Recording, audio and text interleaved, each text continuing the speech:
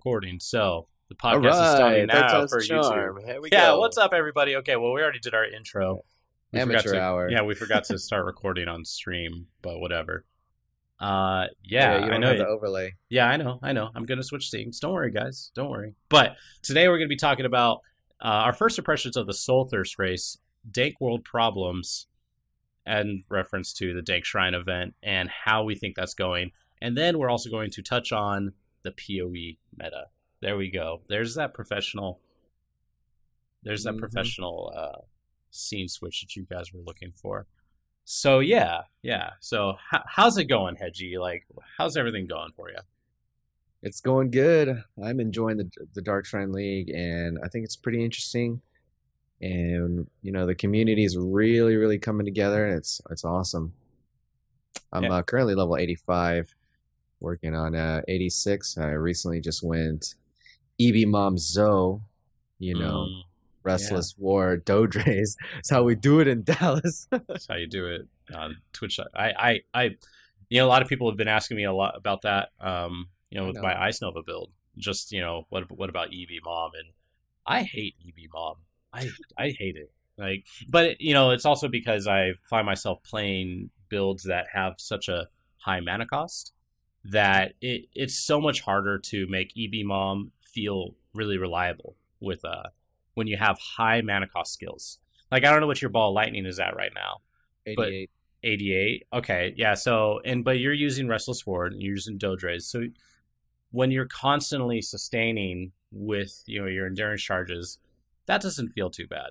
But when I did it with Shockwave Totem, my mana cost was double that.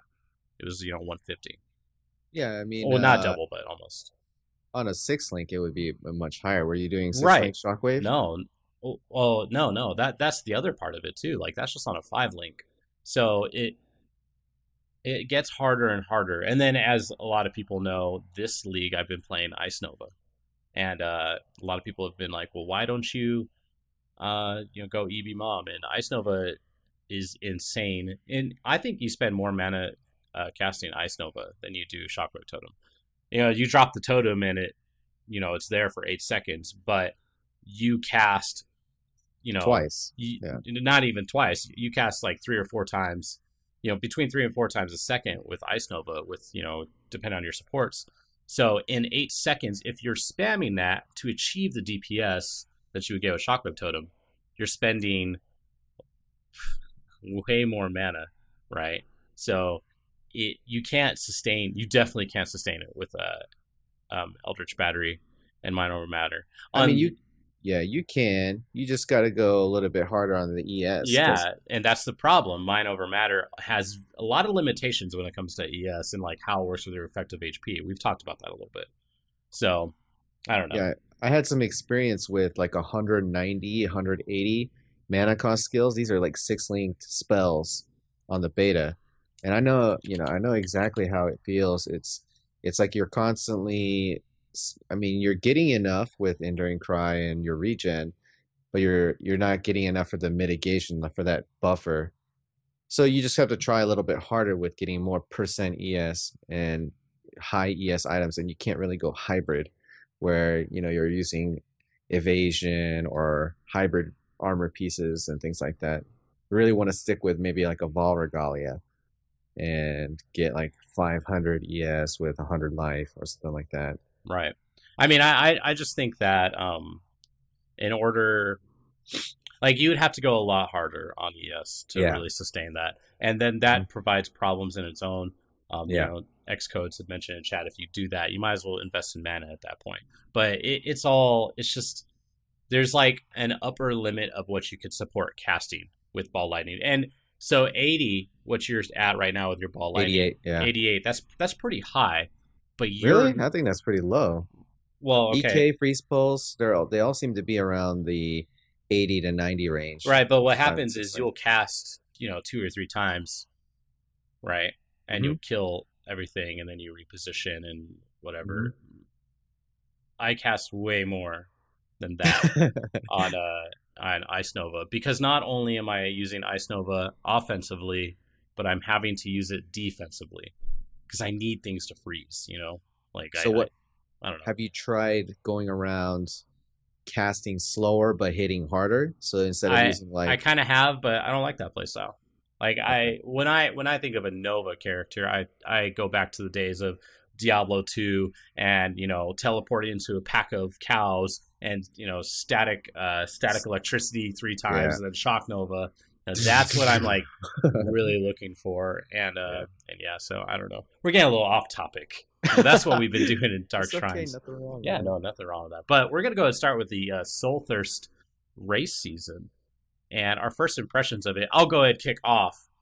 I actually really like this race season, and I love the rewards this season. And I know that's something that uh, GGG has got a lot of flack for in the past. They've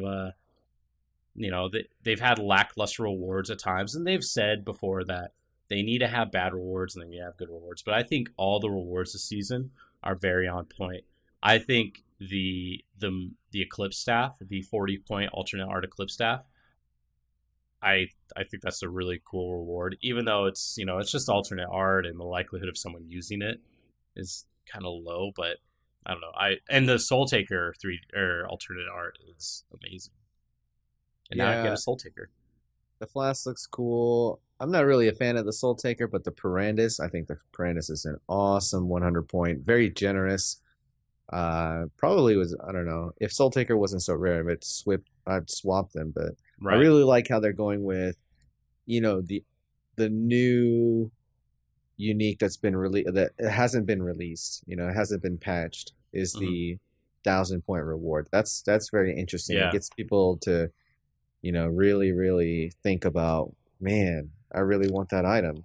You Yeah. know, Yeah, no, that Soul Thirst belt is actually really cool. And I like I like that Soul Eater effect on flask usage, which is really unique, um, considering you know they've removed Xerfe's Youth, which gave you Soul Eater, but also the belt is designed to make you drop your Soul Eater as soon as you use a flask, but you have it during the flask, so it like constantly resets it, and I think it has reduced flask duration on it to yeah, kind I of mean balance it. it's not that much. Mine says minus 26 or 26% reduction. I still think it's be OP with like Valspark, the HVR build where he Hmm. always has his flasks up, or any kind of crit, fast attacking Mjolnir build or anything like that. It'd be Right, very, very powerful. right. Yeah, and the only place you can get flask duration on item is your belt, so you know. Yeah, I mean, I noticed with the Soul Thirst race season, they've changed some of the time, the lengths of the races, Yeah. and overall, I think Descent Champions going down to half an hour. It's okay. It's definitely a different pace, but I really like the Endless Ledge being an hour long. What are your thoughts on that? Well, so I haven't done an hour endless sledge. Wait, did they change that too? Yeah, they changed it to 30 minutes. It seems Okay. so quick. Yeah, I actually kind of like that because they're the burst now, right? Or is the burst 20 minutes? No, the burst is still regular. Or I maybe it's mean, 12 but minutes. yeah, the I don't know. actual Endless Ledge is 30 minutes. I haven't played an endless sledge yet. But I think that's fine on 30 minutes. I kind of like those kind of like do the same zone over and over again. They become a little repetitive after 30 minutes. And um I don't know. I think it's a little bit better for practice because it's kind of discouraging. I think it's a little discouraging for newer players. And this goes for me in racing because I'm not that experienced with racing. But Mhm. when say you get off to a really good start, right? You're 20 minutes in and you're top 20 or something, and you're like going really good, and then all of a sudden you die, right? You Mhm. die at 32 minutes, and everything was fine, but now you feel helpless because it's like you got another 28 minutes. You're not gonna get that top reward anymore, Mhm. and it's just that's kind of demoralizing at that point when you die between that 30-minute to an hour mark. For me, I actually had that yesterday happen where I was ranked 7, and I think I was either 1 or 2 shadow in Descent, and I Mhm. was doing really good, and I was like, "This is amazing." And if the race had been shorter, I would have played it a little bit safer, and I Mhm. would have learned from it too. But then all of a sudden, like I just died very randomly, and I don't know. I felt like that really took away a lot of the value that I got out of that race because I was no longer focusing on the previous 30 minutes. I was focusing on the next 25 minutes. And although that's good for practice, a lot of the things that when it comes to practicing for anything really, it's also being able to reflect on your previous actions as much as, practicing the actual actions, if that makes any sense. Yeah, I mean, well, from my experience with the Descent Champions and the Endless Ledge, I mean, what I liked about Endless Ledge was I don't feel like I felt exhausted when I finished it, you know? It was kind of like a constant progression, and I made certain character checks. Whether you get, upgraded flasks or you get resist rings, you always kind of planned ahead of time, maybe for like 3 zones ahead. Oh, I might need this, so I'll keep this. Right. But now it's just like you barely get to medium life flask, large flask, and it's done, you know. I really liked the fact that you could just go mine or like kind of like a drone, just go through each zone Yeah. and progress, casually and still make very good character decisions and make the best out of a crappy situations. I felt like you're kind of like MacGyver. You're just making it happen on the fly with Right. whatever you find. Yeah. Um, Well, a lot of that, that comes with experience. So yeah, shorter, that's a good thing to have. I right, mean, but shorter duration. I mean, what do races in Path of Exile really lack? They lack the ability to keep bringing in new players to doing it, and having shorter races. I think is a little bit better for that because then it's just like, okay, well, it's not as much a time investment, and it's just you could kind of like practicing the first 30 minutes of a race is really good, right?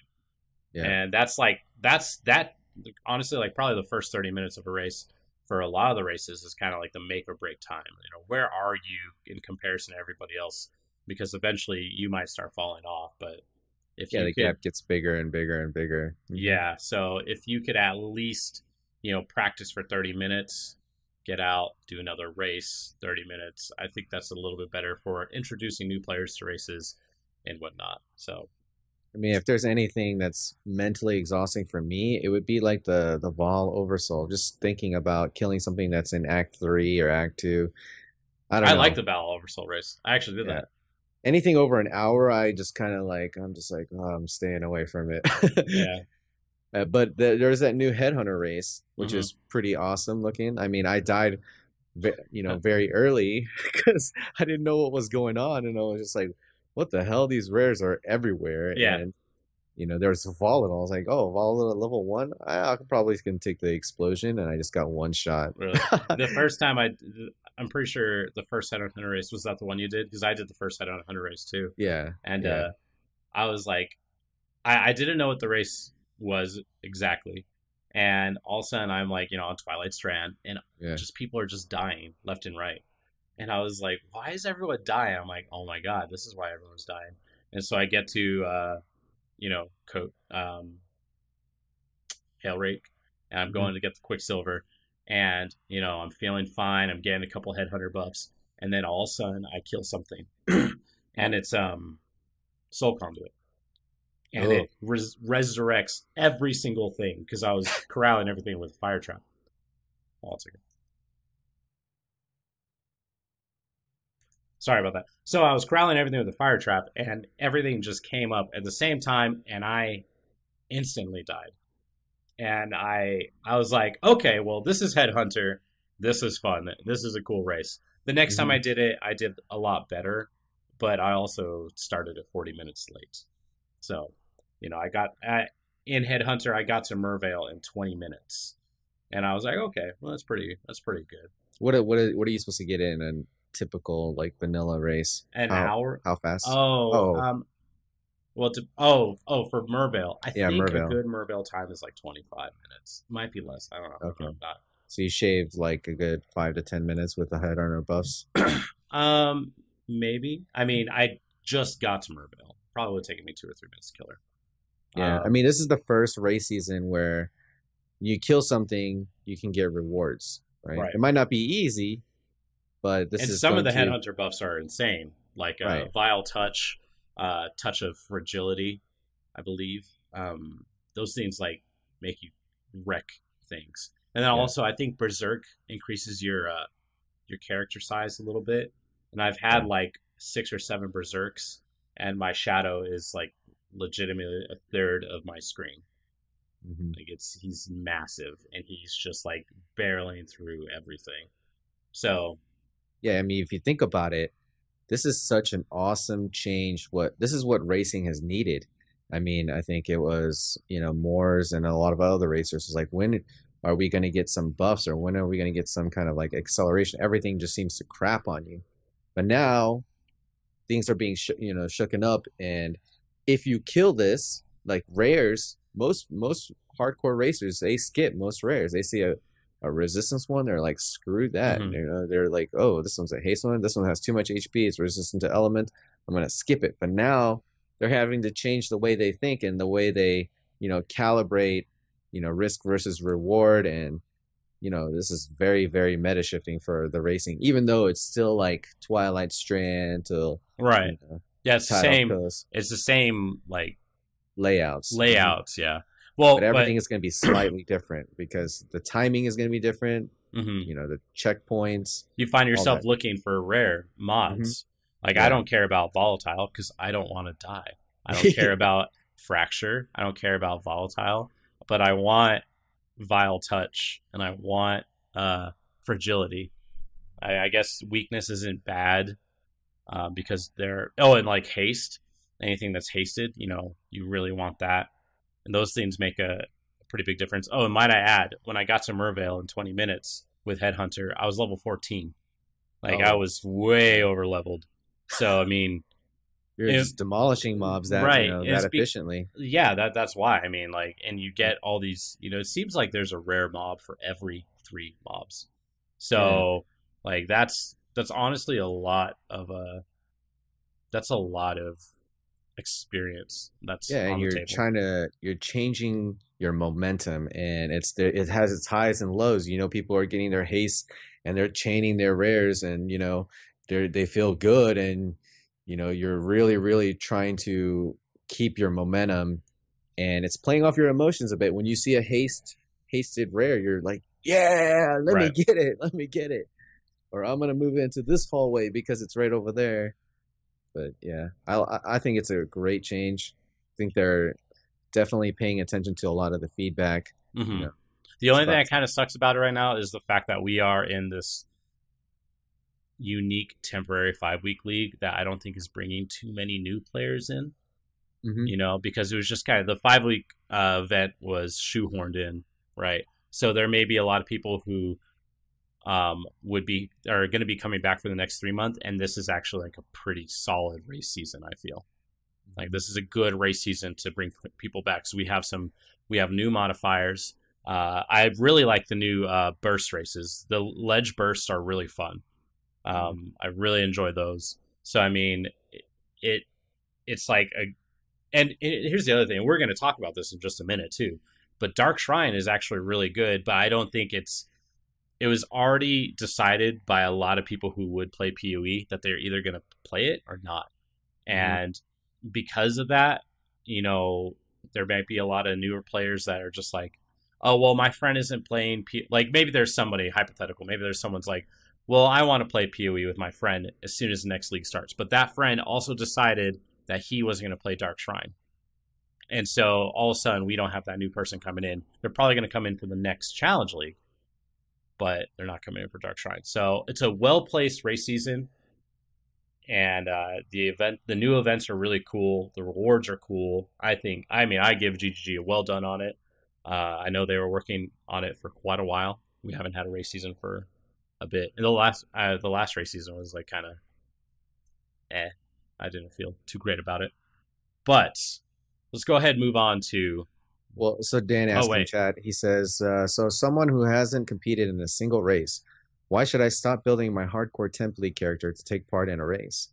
And I mean, I think in the past we've seen race rewards being unlocked to, hardcore temp leagues, the Malagaros, Taste of Hate, Rumi's concoction, all these things, and now we have that new belt. And racing is not something you just pick up and you're going to hit that 1,000 point reward. You got to practice, you got to familiarize yourself with it, and it's a different way of experiencing the game. It's another completely different field, and I think it's good for say you're saying you're feeling and you're burnt out of the regular portion of the game. This is definitely a way to shake things up. And now that this is like kind of like what Wabacha said, this is a downtime. This is a great opportunity if you've never raced but you've been playing this game for like over a year to check out racing. I mean, I'm doing more racing than I ever done in a short period because of the downtime, quote unquote. Right. And also, as Old School mentioned, like you're talking about how Dan's talking about how it's not really inefficient for his time, or it's inefficient use of his time when he could be progressing. But like a lot of progression comes down, I think, a lot of progression comes down to currency and, what you could do with your character, how you could build it. And as Old School mentioned, if you do well at races, you could find yourself getting demis, and you could sell demis. You could sell alternate art items. Like they're valuable. They're multiple exalt valuable, and depending on what it is, I'm pretty sure. Like, okay, that alternate art Soul Taker, 500 points. Okay, Soul Taker is not that valuable right now, but if Soul Taker for some reason gets a buff, if dual strike and melee splash gets a buff, and Soul Taker becomes like the tits again, that alternate art Soul Taker is going to be worth a lot. So, could you use that yourself for the dual strike build that you're playing? Maybe. But could you also, sell it? Yeah, maybe. But could you also just keep it because it's an awesome alternate art Soul Taker? Yes. Like it's all kind of about, it's like trophy-esque, I'd imagine. It's just like, it's kind of, you can sell. Yeah, you can sell demis and alternate art in new leagues, and that's definitely a boost if you see that as in like an investment or something that you should look into. Yeah, definitely. But all right, well, we got that out of the way. Dank shrines, dark shrines. I keep calling it dank shrines. I want to call it dank shrines, but yeah. Well, man, Hege, I really like dark shrine. I'm not gonna lie, but again, I was super hopeful of it from the very start. I didn't want to just fall into the pessimistic GGG trap that I feel like a lot of people fall into. But what are your thoughts on Dark Shrine? We've played it for a week. You and I both have like level 85 characters, and what are your thoughts on it? I love it. The whole design on it, I can understand why it didn't make it to the full blown challenge league, because it's definitely got some really fun elements. Like when you sacrifice a rare, there's that eerie like calm. You're like, what's going to happen? You get this text message of like 3 to 5 words, and you're just like, what does that mean? Tell us what this means. And it could be something that's as violent as Combs totems, or void spawns of Abixoth, or something as rewarding as just straight up 10 chaos orbs right in front of your feet. The risk versus reward, I definitely think it's there. One of the things that I'm most impressed with is it's changing the way people play the game. You're seeing way more people actually pick up rares and identifying them and making decisions on whether or not they should keep it, or they should, save it for later for shrine food, or, do whatever. People that normally were just skipping everything and leaving everything on the ground are now picking it up and identifying it. And I think that's what GGG is trying to do, is like, how do we get people to pick these items up and understand, and how do we use this and improve their gameplay, kind of like a risk versus reward. So that's just one of the things that I've noticed. What are your initial thoughts? Well, so I like I said, I was very hopeful of it from the start, but I find myself skipping shrines for the most part until I know what they do, because Like, see, what you were saying, it gives you that kind of like eerie feeling of what's going to happen. It gives you this cryptic text, and you're just like waiting for that surprise. I don't care about that surprise. Like, I want to know what's going on so I could actually figure out what I'm going to do specifically. And so, but other than that, I really like it. It's a nice break from the high octane of the Ruckus League and previous events. Also, the fact that it is a bit of a slower, I don't want to say a slower league, but there's a lot more, that's what I'm looking for. Like, there's a lot more content participation in Dark Shrine, I feel like, because you're actively doing it. You're like, okay, well, I'm going to go find some Dark Shrines now, and I'm going to sacrifice these items for, X effect. But it also goes very well with the current race season. And it's just, I think it's a great time to just play Path of Exile, not to worry about, what super crazy rippy mods are in the parent leagues or in the challenge leagues. And it gives you like kind of a nice break, but a different break. It's not just like playing standard. It's not just like playing the parent leagues, because these Dark Shrines likely are not. I mean, I don't know the likelihood of them being implemented into the live game, into the parent leagues, but if they are, they're going to be extremely rare. So it's just like now, as I'm playing it more, as I'm seeing all these like really interesting outcomes, there's like the whole cast speed. If you sacrifice an item with cast speed, it will give you currency based off of all the items that are in your inventory, because it scours it. Mm-hmm. And as I understand it, if you have 40 rings in your inventory that are rare, and you could pretty much use this for crafting. You could do mass crafting with this over and over and over again. And you could alch a bunch of rings, take out the good ones, find a cast speed item, go find a Dark Shrine, hopefully get all your currency back. I don't know if it works with Val Orbs. Do you know if can you get Val Orbs through it also? I know you could scour them, but I don't know if you would get a Val Orb and an alch, or if you'll just I think get you would just get the Val Orb, because the Val Orb will re-roll 6 properties. Yeah, and that's what you see as the end result. Right. So, I mean, it's things like this that I see that I find really interesting, and it makes me feel like I'm playing the league wrong. At this point forward, I'm going to start really focusing on the shrines a lot more. But that, again, that's because I'm the kind of player that I want the information so I could do it and not, do something stupid with it, not rip my character, or I don't know. Like when they announced that you could scour your gear, I was paranoid. Like I would go do the perfection thing to my gems, and I would remove everything. And people were like, "Oh, you can leave on your belts and your amulets." I'm like, I don't care. I don't want to scour my gear. And, so I thought that was really cool. I like Dark Shrine a lot. It's going to be interesting to see, how, if it gets implemented in the parent league and, moving forward. But if it's not, people should be doing it, because it's just going to come and go. And then you'll never have that experience. And, it's a fun league outside of that. So you say, I definitely think it should be part of the parent, part of the regular part of the game. Yeah, the core game, because it gets us to pick up these rares. People were expressing in my chat, they were saying, "Man, GGG finally got what they wanted. Now I'm picking up all these crappy two-handers." I was like, "That's so awesome!" And people are getting it's the randomness, right? Yeah. People, like you said, you were paranoid, and you were happy, you're elated, whatever. It's playing off your emotions.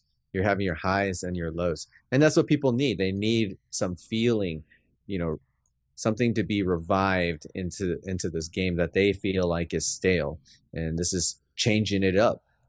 You have 195 reported, or 195 possible affixes, and people are still discovering stuff today, because people are getting their master crafts, and master mods crafted onto a rare do work. It's been confirmed. So putting plus minions or putting, block chants or whatever Leo mods, it'll do something. There was the one that's like your animate guardian, Yeah, yeah, yeah. like something like that, but it Can't did drop something. items. Yeah, it did something pretty cool. Yeah, you can get Vol orbs, you can get Divine orbs. I mean, these things are just still being discovered, and that's what makes this game good is when there's so many unknowns and people are set out, find out what this does, and they're like, yes, Right, mission accepted. I right. will find out. People are collecting crap loads of fishing rods and doing wonky things just so they can report it on Reddit or on the threads or whatever. And Yeah. the community needs something like this. They need to, kind of like collaborate Hmm. an effort. So with all that said, what has been your best Dark Shrine experience so far? I have one, but I mean, what's been yours? It wasn't that meaningful as far as like my overall currency, but the emotional impact is it said something about you gain wisdom, and I was just like, what does this mean? Senpai, tell me what this means. I don't know the meaning of this. And then I go around and I'm like clearing 2 or 3 more packs, and I kill this rare, and it drops like my screen just floods with wisdom scrolls, and I'm just like, this is so awesome. Right, right, Like right. these developers just come up with like things that make me smile and laugh, and Yeah. I know that I was just really, really happy. It ended up being a total of 100 wisdom scrolls. So Wow. Almost I a was just chaos. like, something as simple as wisdom scrolls, but the fact that it just, littered my screen with it, and it had that trolley text, it Yeah. definitely enhanced my overall experience with the shrines. But, So there are the good ones where you get a divine orb and right. 20 quality. I So think oh, go ahead. Sorry. as far as like the core part of the game, it's going to be a fine balance because it can't be so rare. Like you said, it's probably going to be rare.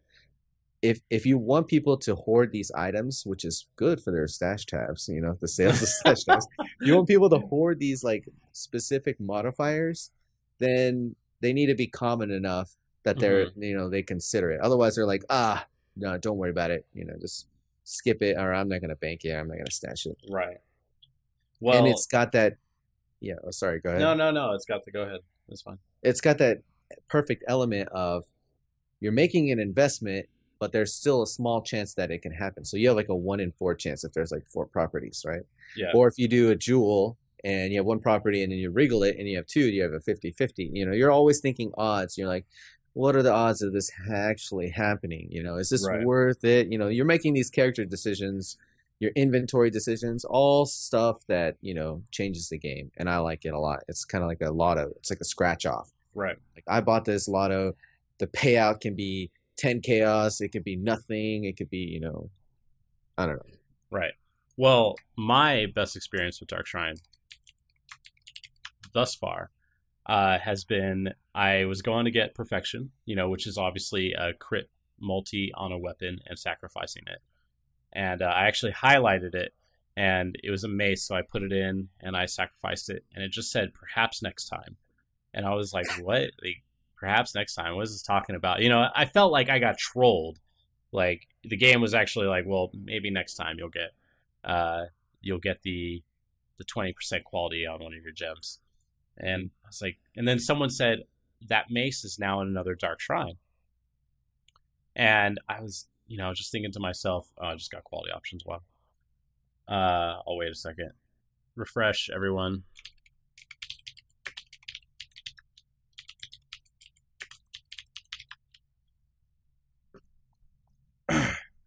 So this will be on YouTube. So don't worry, you're not really going to miss anything. But so as I was saying, I put in the mace that had crit multi on it. It only had 4 properties. So, and then it said, perhaps next time. And I was like, what the hell does this mean? So someone said, hey, that mace is going to be in another Dark Shrine. And I thought to myself, okay. So I started looking around the zone, is trying to find that other Dark Shrine. And I couldn't find one. And I was like, God, I guess I lost that mace. Like, that sucks. Right. Mm-hmm. And then I just I kind of forget about it. I just go to I started brand new Dried Lake because Dried Lake is amazing, and I go to the first shrine I get to. I open it up, mace is there. The mace moved instances, which I thought was crazy, And so then I was able to sacrifice it again, and then I got perfection. Nice. And so I was like, oh, awesome. Like, it said perhaps next time. And then my mind was blown that it had actually, like, moved instances. You know, like, I'm sure that's very possible on GGG's end. And it's just Well, think kind of about the interesting map that they did that. device. The map device travels with you, and Right. that's how I think they programmed it so that it would follow. It's kind of like your guaranteed character slot or whatever. Yeah. But the first thing I thought of when that happened is I thought of the Magic 8 Ball, when it says ask again later. Yeah. Yeah. You're just like, what? Am I really going to do this again later? Yeah. Right. You always re-roll, but I mean, Yeah. Yeah. So I thought that was really cool. But then that also got me thinking, um, this was just kind of a thought. I was like, man, like, how did GGG do this? Because I feel like, at that point, it's like I feel like that item got duped somewhere, in some way. We didn't have the duplicated version of it, but in some way that item was recreated on this new server, whatever. And so then I was like, man, that's pretty interesting. And it got me thinking about, how people could actually be abusing the dark shrines. And if people could abuse the dark shrines, is it something that GGG is fine with? Like what we consider abuse, like when the 20% thing came out, when that hit Reddit, one of the top comments on the Reddit post was legitimately saying like, oh, this is abusable, they should change this. And everyone's like, it's not abusable, like it's so clearly made to work this way, it's not abusable. So it kind of makes me think like, what is there anything that someone could do with a dark shrine that GG would consider abusable, or do they know all the outcomes of everything they could do? Because I'm pretty sure when they did that perfection one, they weren't like, oh yeah, it'll be 20% quality on a random item. I'm pretty sure it was like, no, once people figured this out, they're going to remove all their items and going to put in the one item they want 20% quality on. I'm pretty sure they knew that. Like, they're not dumb. So, yeah, I mean but they have one hell of a QA team. I mean it's led by Neon, so I think there is some oversight that happens, but mhm. they had their lead programmer, Jonathan. It was developed by Chris and programmed by Jonathan, and I'm sure he's very familiar with what can be abused and what's not good, and what would take a long time to go through QA, Yeah. things like that, because they care about the economy in the long run, and they don't want stuff like duping or manipulation, currency manipulation to happen. Right. Yeah. And so it's just, yeah, that makes me wonder, is anything, considered abusing right now? Like the whole scour thing that we were talking about earlier. You get cast speed on a weapon, you sacrifice it, you scour everything in your inventory, and you get currency for what it was for like I'm pretty sure just an alch. Because when I first read that, Right. I understood it as what you would vendor it for. Mhm. But then, then some pictures popped up, and people saw it, and it was given, people would have these just like all these alchs just going down the screen. Or yeah, They or get like transmuse if they're blue. But I mean, right. it's the same thing. Like you can capitalize stuff that didn't quite make the chaos recipe. Like let's just say you had kept 2 or 3 stash tabs of just leveling gear, Mm-hmm. just in case you had the off chance of dying. You wanted a backup plan so that you could accelerate your next character. You can now take all those items and then go to the shrines with these items. The ones with the right properties like cast speed, and you put it in, and then you have a chance of all that stuff getting scoured and getting like, I don't know, let's say a 2 stacks of alch orbs, and then it's kind of rewarding. But there's still that same chance that it could not happen. You have like a couple cast speed weapons or cast speed items, and nothing happens. So you just took the time to pull out all these things out of your stash, to put them in your inventory, and then went around, found a dark shrine, sacrificed it, and you're not successful, and that's kind of like an awful feeling. So but it's still good, you're like really happy and really sad. Yeah, yeah, it's yeah, like, and there are a lot of highs and lows, and I've said this multiple times on my stream. This is actually like what the community has needed for a long time. Mm-hmm. Like, no, maybe not for a long time, but this is what the community needs. And there are definitely some pros and cons to it. Like I do wonder if these types of filler events should happen. And we kind of talked about that on the last podcast. Like, should we have these 5-week filler events because it takes away people from the parent leagues? But with how unique Dark Shrine has been thus far, it's something that we could really benefit from. So, and do you want to say one more thing? Because I'm going to kind of move on a little bit. Yeah. I was just saying, like, if this became a Zana mod for like 2 Chaos, man, I would be putting all my maps, Dark Shrine. I mean, the chance of you opening another map, getting an Untainted Paradise and getting, unique maps. I've seen a lot of like Malkoon, Vaults of Itsiri. Just people can't do them because they usually find them in low level zones, which is very trolly. But yeah, I mean, Chris is a sadist. Let's be real. He loves seeing people like, he fills your inventory with scroll fragments. I mean, what other game company is going to come up with things like this just to fuck with you, just like, you're like, why, GGG? And you just laugh. You can't help but laugh. Right. So, yeah, I mean, I agree with that 100%. But, okay, so now let's kind of move on to the next thing I want to talk about with Dark Shrines. And it's pretty much, should you be using all your Dark Shrines at every single opportunity? At first, I was kind of like, whatever. But now, I'm like, yes, I should be using all of my Dark Shrines every single opportunity I can. Like, I feel like a lot of people have been avoiding them. But if you haven't, it's probably time to start doing it, because they are pretty cool, especially as the knowledge becomes more available, as as people find out more things, and and on top of that, one of the really nice things that they did, as you've mentioned, the master mods, those have an effect in Dark Shrines as well. I think that's really cool because they've, it would have, not that would have sucked, but it's a very interesting way to incorporate leveling your masters with the Dark Shrine. And I don't think that would be necessarily intuitive at first, because it's like, oh, well, it's just the rare item or the rare properties on a weapon. No one would really think, well, would adding a master mod change it? Because most of the master mods are, just resist or something like that. But then you got the master crafting, like plus minions, yeah, exactly, things that are very, very specific. And maybe it wasn't intuitive to me. I don't know if it was intuitive to you. I don't know if you just kind of figured it would do something specific. But that's a really cool way to work in leveling your masters and have it relate to Dark Shrines. So, would you say that if you haven't been doing Dark Shrines, you should start?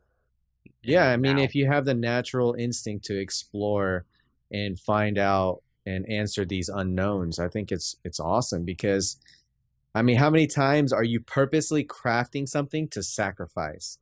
People are grabbing these jewels and rolling them with alts and then wriggling them just so they can sacrifice it at the shrine. Like, when do you do this in the game?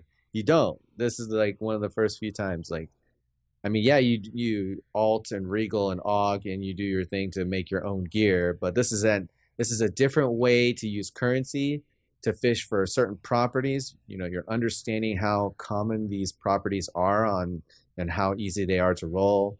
And I mean, there's so much to learn and grasp. I think this is a great way to use something that they've used before. They've already kind of like pre-developed, but Chris took it, to the next level. Right. Putting his sadistic mind. Every single time something like trolly happens, I can picture like Chris doing the Mr. Burns, the excellent, or like, Mr. Sinister sitting there. He's all like on his throne and, grinning. But yeah, I love it. I hope it makes it into the original part of the game. I will gladly pay Chaos to put this in my maps. Right. Well, another thing with the Dark Shrine is a lot of people initially, their response to some people's response to the 20% gem thing was, this is going to ruin 20% gems in the parent leagues. And my question to you is, like, do you think that any of this will actually, like, even dent what we see? Because let me like kind of rephrase this. When I say parent leagues, I mean the effect on standard, because no matter what, I don't really see people playing the hardcore parent league at any point. The standard league, yes. But do you think someone could actually, like, abuse? Do you think someone could use the shrines enough and the Dark Shrine event to hit standard with like a just a huge load of wealth, or do you think it's just kind of like, it's not that powerful? I think it's good, like it's perfect because somebody who plays the game that pays attention to the news that takes the time to understand what the newest thing is, yeah, for a short period of time, they should be able to get a profit. Now you keep saying the word abused, Right. and I I'm don't only know I'm only to saying what degree. I'm only Like, saying abuse because that's a concern that people have. I don't actually agree. Like I said, I think that GGG is fully aware of the extent that these things could be right, used. I mean, I yeah, quotation marked abused, but then I rephrased it to used. yeah, Um, we're using it like just kind of like how people throw around the term viable. Like, what does that even right, really mean? right, Like, to me, exactly. somebody understanding how a shrine works and then taking time out of his day to set this thing up to get the ball rolling, that's not abuse. That's recognizing an opportunity cost and, playing the game and doing what GGG wants you to do, play the game. They Right. Why not reward you for playing a game when a lot of people choose not to? And if people come back and they didn't play this league and they're like, what the hell, this guy got all this 20% gems for next to nothing, Hmm. well, too bad, so sad. But maybe you should pay attention and play, like. Right. Well, that's not. I mean, okay, so I feel like, okay, so this is kind of a part of your personality that I actually don't even agree with. Mhm. The whole like, well, you should just pay attention and play. Like there I think there's some merit to that, but I think that's sometimes could be kind of like a I'm going to use the word shitty because I can't think of like a better way to word it, Okay. but it's kind Yeah. of like a shitty mentality. It's just like, well, you should just pay attention. Even though I do pay attention, I don't really have um I don't really have a problem with that. But I think, like, especially when it relates to new players, um when you have so many things that you have to learn with Path of Exile, just paying attention is so hard because it's like, well, what do I pay attention to? And like it's kind of like a vague statement and a mentality that only goes so far. And Well, so yeah, but that's kind of like how you are, you yeah, I know. kind of think of it. I mean, think about like in real world terms, like Wall Street. Look at Wall Street. People that sit on stocks that tank and plummet because, they didn't Right. keep up with their stock, they didn't keep up with the trends, they didn't make predictions, they just let it sit there. Hmm. When people sold out and then bought a different stock and made a profit off of that, like why is that wrong? These So people are paying attention to the economy so the and same analogy is just like, well, because not everybody is sitting on Wall Street. Not everybody right. is able to, and that's what Path of Exile is. There are the people that are, making the trades, trading stocks that are on Wall Street. Because if you're on Wall Street, you probably have the Well, income, right? okay, I say on Wall Street. I'm not talking about you're actually a stockbroker. You can day trade. You can do it small. I mean, you can do it with $10. You can Right, trade, at low, low, right, low. What do you call it? Increments or whatever. yeah, But you can still see percentages and predict how much percentage profit you would have gained and things like that. So I think, if you do pay attention to news like, oh, this is going to become legacy, maybe, or make predictions that, oh, this might become legacy, I'm yeah. going to buy them up. And, but I'm just saying you lose the right to complain. If you took a break, you lose the right to complain. I'm not saying that everybody should pay attention to everything. And, I'm just saying don't complain about something if you leave something for a time and come back and someone else made a profit. Right. And again, like I get that, and I understand that, and that's kind of Yeah, but these accusations of people like, "Oh, you're a scammer now," or "You're a scumbag," right, right. like why are we That's saying kind of that? rough. I mean, it's just kind of Yeah, it is rough. Yeah. it's a it's a weird, it's a gray area. It's difficult, but yeah, I mean, like in regards to Dark Shrine, and if someone could actually use the Dark Shrines in a way to push them like very far ahead in standard, is that a bad thing? Is it possible? Possible, yes. Is it a bad thing? I when I say this statement, I don't mean um I do not mean like standard is not a place that's fun to play, but it's standard. Everything goes there, no matter what. The only things that don't go to standard are things that get deleted. And before they get deleted, they go to standard. So since But everything goes to standard no matter what, things get things get deleted in standard all the time, right, though. yeah, these get deleted to standard all. No, that's what I'm saying. Like it just standard Yeah, standard. So standard has a it's different like mentality with people mhm, like voling stuff too. I mean, there's these items that are like worth so much, but then people are, at the standing in front of a dilemma. Do I vow this in chances of getting +1? This is a legacy item. What is right. the risk versus reward? And I mean, the legacy items are always getting destroyed, Yeah. and lots of things are getting removed. But it's a different kind of market, different way to play the game, and I don't personally see anything wrong with it. Okay. So, and the second part to this is like, do you think that this is going to make a lasting impression on the standard economy at all? No. I No. think standard economy is so big that the people that want to excel in standard can by making some time investment into the Dark Shrine League and Right. capitalizing on a lot of stuff that has a favorable conversion, or just tapping into a different market so that you have access to more items. Being able to buy from different leagues is very, very powerful, Right. especially when you're making very niche builds or very specific builds. So I think it's important, and it's an option that players have, and that's good. Because like when a developer makes the game and he's got to make the next newest and greatest thing or whatever, he's got to also think about how are we going to convince people from standard to come try out the new thing. You Right. know, that's always Well, a question in the back of their mind. yeah, and the reason why I bring it up is because even though I think that Dan said in chat that nothing in a temporary league can affect a 3-year economy. While I agree with that, it comes up so much in the community.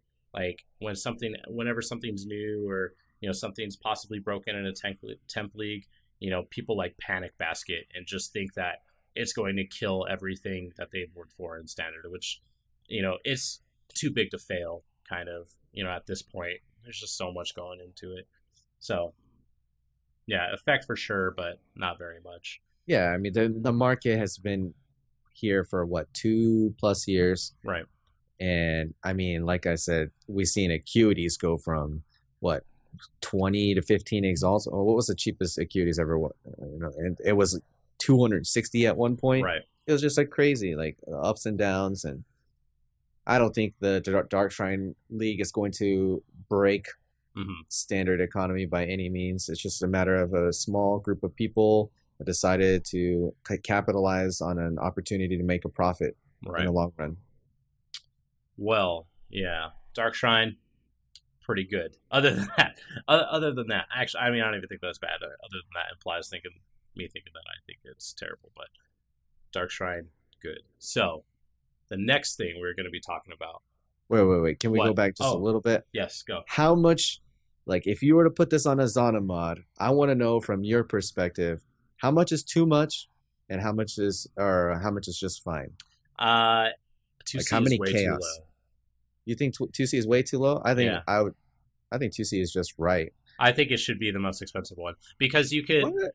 Okay, think about it this way, right? So, it's based off of rare mods, right? Right. And you could increase your chances of getting things with crafting items. Like you get a blue item, you like, okay, for example, I had an axe that I ID'd and it had 30% crit multi on it. It was just blue.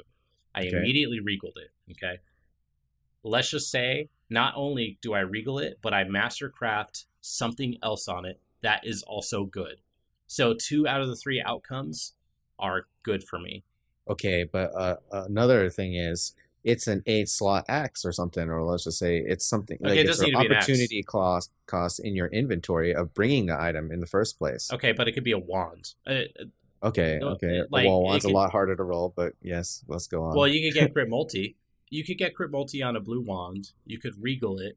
Who cares about the regal? If you get something good on the regal, even better. You mastercraft cast speed on it. You have perfection, or you have the scour, right there. I think that is like insane to just be able to do that.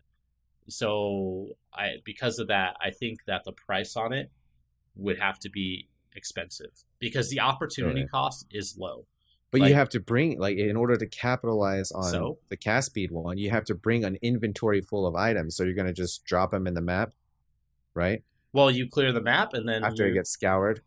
Well, if you get to the shrine, yeah, or let's say something nice drops and you can't pick it up because your inventory is full because you're waiting for the dark shrine, you have right? 6 portals. Like you could easily do that. That's like a non-issue. You have plenty of portals to do You that. have 6 portals if you're solo. If Yeah, you're in a group, there's still like yeah, but a lot of okay, opportunities. but if it's that if you could guarantee it, you just get a tropical island, you dark shrine it, and you just do it. You like what does that have to do with a group? If you want to do this as efficiently as possible, you would do something like that. You would I, clear a tropical island that has dark shrine on it. You would get that wand that has crit multi on it. You would regal it. You would put cast speed on it, and when you go sacrifice it, you have a single gem, and then the rest of your inventory is just out rings or corrupted rings. Like, and at that point, who cares? Like, it's exactly what you want 2 out of 3 times.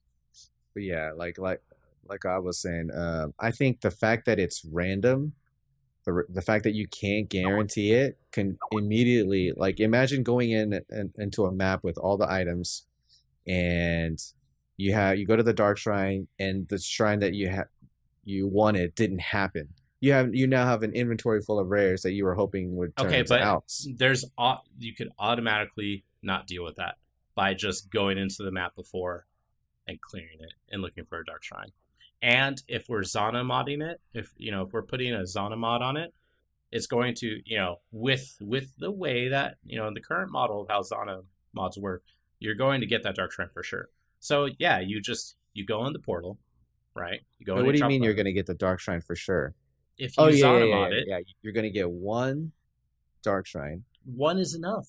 Because if you're going okay, I, hypothetical this situation, all right? Let's talk about this again. Mhm. Tropical island, Right, Zana mod it, go down, clear it, one dark shrine, a right. wand, crit multi, crafted cast speed on it, regaled. 2 out of 3 outcomes are exactly what you want. Okay, That you use 2 portals. You would use 2 portals. One okay, to clear it, one to come back, one to sacrifice. okay. That right there is all you need. Like so yeah, like that the opportunity cost is insanely low at that point. It But it's is still a lot of your time, I feel like. okay, but now you're like I feel like now this is kind of pandering.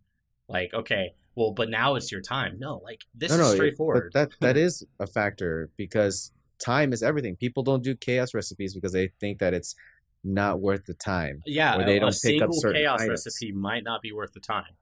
But Right. either again, 20% quality on your gem or re-rolling a bunch of your Val jewelry or out jewelry is worth the time.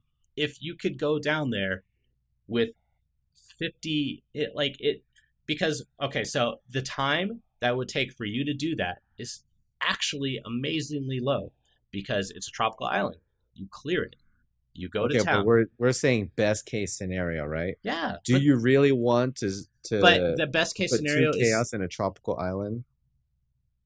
if you could for sure do that, yeah. Would you say it's worth re-rolling? Okay, you've done crafting sessions before, right? Hmm. Like with alkene rings and amulets and things like that, correct? Hmm. So would you say it's worth re-rolling all the bad ones if you can? Yes. Well, it depends. It depends on how much time it would take me to set up. I feel like going into a map, bringing all these things and not having it happen is kind of like the equivalent to, like, hey, I'm going to go to a picnic, meet me at 12 o'clock. I bring out this feast that took me hours and hours to prepare, right? And then you don't show up. But It's but just like, it that's a shitty but feeling. but that's just like that's like okay, so you could instantly fill okay, unless your stash worked like a guild stash tab, you could instantly fill up your stash tab with all the rings, the wand, go down there, do it. Like it's so easy. Like less than 5 minutes. You could do that in less than 5 minutes. So that's why I would think it need to be high. It's not a lot of time. I don't know why. I don't know if anyone else thinks this, but I don't know why it seems like that would be a lot of time. But in my mind, that is so straightforward for a 66% chance for you to get something that you want. Like that has to be worth something. Maybe 15C is too high. Maybe it is. But 2C? No. No way. Okay. No way. All right. But either way, like, you could do this so quickly. It's the time of clearing the map, right? Which has other benefits to it. I mean, you get a little bit of experience, you get gem experience, you get all these other things. You could do this map in, under 4 minutes. And then you just portal up, grab everything, go back down, sacrifice, bim, bam, boom, done. Like, you either get your 20% gem or your reroll jewelry. Or the match for the jewelry for you to reroll. If you want to count in the time of like, well, now I have to, roll this jewelry again. Like, if you want to count that time, then maybe. But, and then it's just like, well, do I count the time of sorting through it? What's good? Blah, blah, blah. But I think 2 chaos is way too low. If they were to Zotomod it, I think it has to be considerably higher. So that's my opinion, because that seems so straightforward to me that it's something that you could count on 66% of the time. You wouldn't do that in a group. You would just do it. In fact, if you're doing it in a group, that's kind of silly, because if you're in a group and you're doing maps, you're going to have people waiting on you and be like, you done yet? You done yet? Yeah. Can we get in the next map? Well, what I'm saying is if you do group maps, you're most likely doing it for experience. You're not doing it for that. So that's like a side thing that you do. It's just like, okay, well, look, I'm going to spend 10 minutes. I'm going to do this tropical island in my downtime, and I'm going to go re-roll this jewelry. So, well, why 1 shrine 2C? That's insane. I don't think it's insane. Oh, that's insane. Considering the currency you're going to put into it, or the time investment that you have to put into it. I mean, I do recognize it as a profit, but that's time you're not getting XP. Oh my God, that is less than 5 minutes. All right, we're moving on.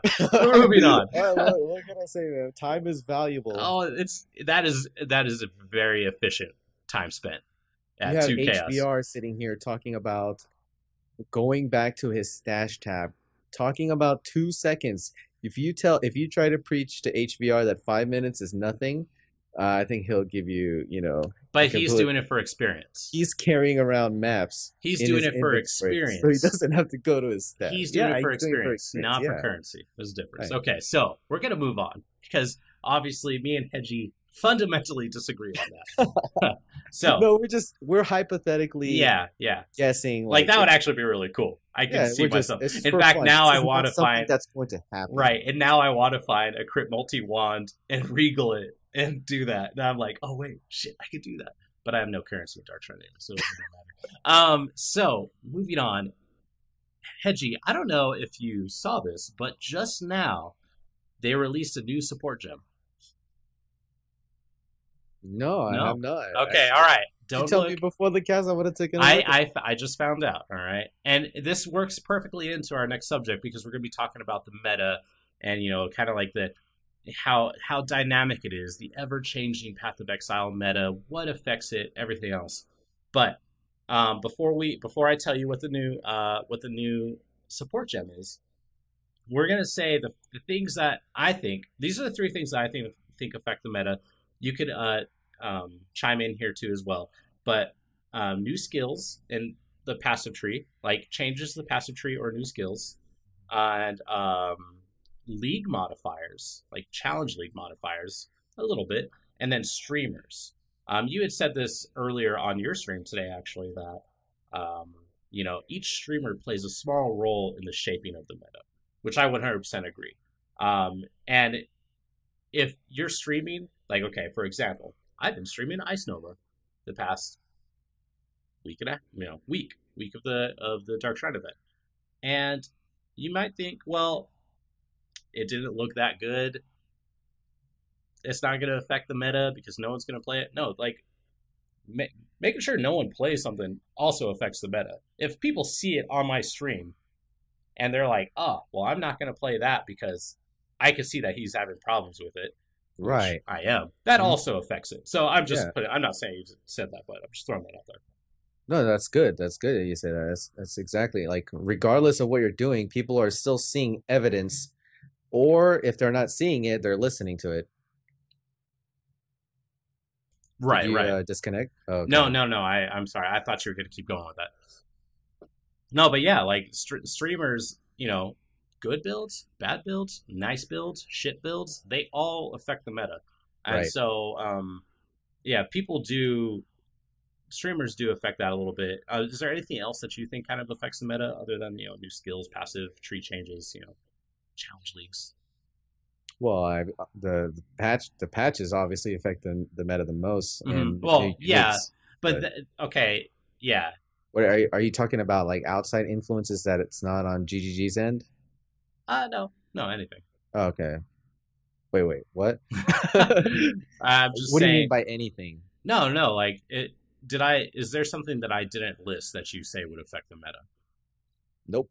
Nope. Okay. All right. So, okay, we can just move on. So Content creators usually do the same thing. let's just talk about the new support gem because that goes in. It's called Blasphemy. And I don't know if you remember during the beta, this is actually something that I didn't talk about in one of my beta updates because I couldn't get it. It wasn't confirmed, and it was Orify Curse. Mhm. Blasphemy is Orify Curse. It changes a curse into an aura. Add a You mana mean the aura reservation. to a curse? No, a curse into an aura. It changes it Oh, into an offensive aura. and it reduces its effectiveness or I'm something? not. I'm not sure. I haven't read up on it Oh no, it completely. says cooldown time 0.5 seconds. What does that mean, cooldown time? Probably just. So I don't it know. casts it on Maybe you? maybe it. I mean, we could read it. It says mana reservation override 25%, and then it says cooldown time zero point 0.5 seconds. I'm not. Maybe it pulses. Yeah, maybe it pulls. Oh, here's a demo of it. Let me watch this real quick. Yeah. So you watch that. I'm actually super excited for this. Man, offensive auras is something that I've been wanting for a really long time, especially a lot of us old D2 players. The offensive auras is something that we've had before. We've had it in like what was that one?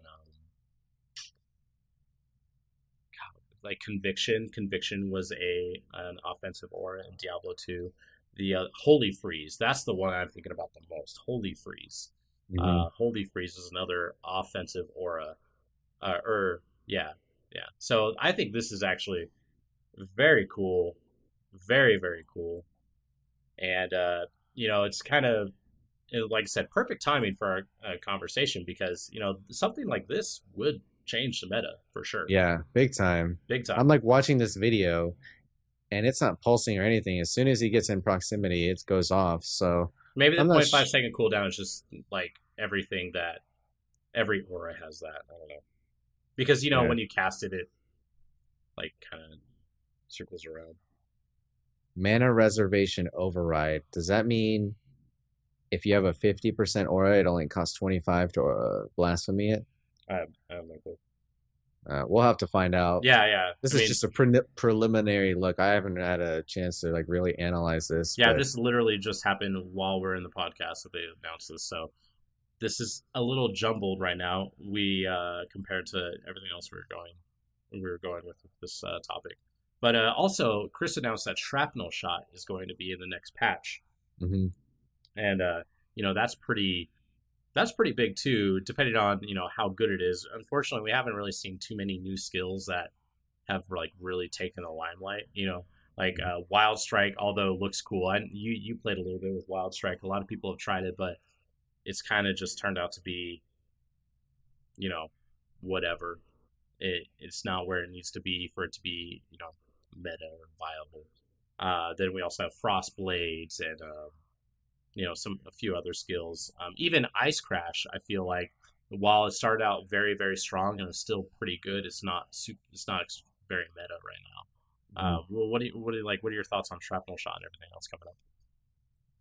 Well, it's interesting because the main motivation was shrapnel or just new skills in general was GGG's attempt to bring other classes in line with racing. Something that Carl said a long time ago is they'd like to go back to the fundamentals of racing when it comes to coming up with new things and balance. And this is hitting it right on the spot. Shrapnel shot definitely could be a nice racing ability, and maybe it's crappy in an end game situation. I don't know, kind of like the way Magma Orb is, kind of good for racing, not so much end game. Um, but yeah, I wanted to correct what I said earlier. I said 50% aura. I actually brain farted right there. It was it turns your curses into an aura, not an aura into curse. Sorry, I kept going back and I forth. told you that like 3 times. Yeah, I know. I know I said that, but as soon as I said it, I was like, oh shit, I didn't mean that. But yeah, shrapnel shot. It's got a lot of potential. When I analyzed it the first time, it looked like it pierces upon a successful kill. I was kind of hoping to use that specific shot with the Tor mod where it returns the projectiles back to you. I saw a lot of potential there, but if you're actually scoring kills on the far end, then you won't get that return if it pierces. So, damn, that dream is kind of shattered. But Yeah. we'll see how it goes. I think it'll be phenomenal for racing. Right. I have my doubts on its end game application in a hardcore setting. Well, they haven't. I mean, GG hasn't really released anything that has, come out and been end game viable. What was the last thing that was immediately end game viable? Flame Blast? No. Wait, no. Are you kidding me? Ice Crash. Ice Crash is one of the things that was started out super broken. Well, that was in the beta. I mean, live. Yeah, it's still good. It's right. Still good on live. Yeah. Well, so my only kind of issue with that is that I don't really think Ice Crash counts because it was released in a time of testing. So it didn't come to us like already tested the way gems usually do come to us. New gems like what we got when Ice Crash came out was, I don't know how much time was spent on testing it, but Ice Crash came out and it was good, and it received nerfs. But when Wild Strike and Frostblades came out, did it receive nerfs? And that came out in after the Awakening. Yeah, but those also came after Ice Crash, I think. Right. So what I'm saying is like, it's like we got a skill that wasn't fully tested yet, and then it just kind of became like, well, they like it, so let's not nerf it too much. And then now we're looking at Wild Strike and Frostblades, and Magma Orb, yeah, they tested it fully, and it came to us as like, dog shit.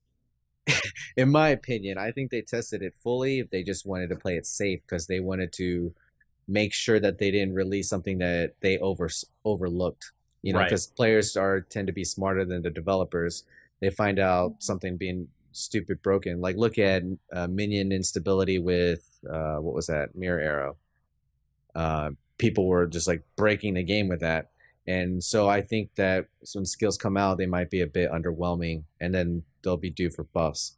With that being said, I think all three of those those gems that you've listed are due for some big changes. Right. Because now that, somebody hasn't released a video of like, oh my God, Frostblade's OP, Because Wild Strike does look really cool. Yeah, if something is super strong upon first glance, people will flock to it. They'll dump all their currency into it, invest into it, and then if GGG nerfs it, then there's this this uproar or this riot, and you're like, oh my God, but people are happy when, now this is viable. That's like the mentality, and it's a safer way to develop skills. It doesn't always have to. And again, like with Ice Crash, it was just like it was released at a time where it was okay to do things that was unsafe. You know what I'm saying? Like, it's like, well, it's the beta. They're gonna, this is the perfect time. Like, we don't have to complete QA testing fully on this. We don't have to like kick this, skill into the ground before we give it to. We have more time. Yeah, the community. Exactly, so, and the release of what's that Fire Nova mine, that was also unfinished. Remember, they were like, wow, we didn't even realize that this made it into the patch, but they toned it down. Right. Which kind of sucks because, we have these skills that need obvious changes, right, to be viable. And then this kind of brings up a couple of topics, but I mean, like GGG has a lot on their plate. They really do. I mean, like I think they are so forward thinking to a fault. Like they're looking at so far ahead in the long term that it kind of it shortchanges certain things right now. And that's a good and a bad thing, right? Like it's good to know that we have a developer that is so invested in this game that they're looking far ahead, and that it's like the community doesn't have to worry about what's next. They just have to worry about when it's happening. And it's like I trust GG that they have something really cool coming. I trust that they are going to address trade. They said they were never going to do anything about VSync. A lot of people, or VSync, they said they were never going to do anything about desync. A lot of people accepted that. Look what happened. They did something about desync. So they're so far forward thinking that it's just like you could trust them that they are going the direction that they want with the game, and it's not just so much of a wild ride. Just like, well, whatever happens. Like they have long-term goals, longer than what we generally see out of developers. Yeah, I mean, I think a bit of yes and no there. Yes, they have a 10-act goal, which is a long-term goal. Right. Chris has stated multiple times that the development is very, very difficult. And when Act 4 was almost done, people asked Chris, when is Act 5 coming? And they're like, we haven't even started. We Act 4 was in the making for a long, long time. Right. And once Act 4 is released, they have to make sure everything is very, very polished. With that being said, going forward, I think they're taking one act at a time and thinking about maybe the next set of challenge leagues ahead. In fact, I know that Chris has said the only thing that stays really far ahead of the game is the art. The art team seems to just pump out so much product, way down the road, and ideas and concepts. The development can't keep up with it. The programmers, QA, all that stuff, and the balancers and all that shit. That's always in check and constantly being, it has a lot of oversight. Right. And kind of the reason why I bring this up is because, as I'm saying, like they have a lot on their plate. One of the big changes we have coming up are the poison changes. And, a lot of people are really hyped for the poison changes. People are like, oh, well, is it going to nerf Poison Arrow? And they've said that Poison Arrow isn't going to change. It's going to have a different name. And, I'm excited to try Poison Arrow, or not Poison Arrow. I mean, I've tried Poison Arrow. A lot of people who watch my stream know I've definitely tried Poison Arrow. But I'm excited for these poison changes, and I'm hoping that they really bring poison in line, because Viper Strike has been something that has been so coveted by the community for such a long time, but then it's really turned out that it's not good enough, right, to meet the standards of the player. And then also with the poison changes, I imagine Contagion is this goes hands in hand with Contagion. And so between the poison changes and Contagion, what do you see for Path of Exile between those two? I see, instead of Assassin's Mark, Ellie Weakness as being the meta of curses and groups, and the curse that most people choose, I think we're going to see a vulnerability. Lots and lots of people are going to do it because it's going to scale the physical up front, and the degen, it's going to be like a little double dipper. Right. And we never see vulnerability. Very rarely. Everyone flocks to crit or Ellie Weakness. And that makes the corruption on your gloves even better. Yeah. Because now it's just oh, well, vulnerability is pretty good. Vulnerability will be new meta, and maybe it'll emphasize more on mobility. I mean, we're already in a day and age where we're whirling everywhere, flame dashing, but people might invest a little bit more into their movement skills with either curse on hits or more speed, fortifies, I don't know, faster castings, just so that they can gun and go with these degens. Because I imagine it's going to be like a couple love taps and then run away because it's going to start dying.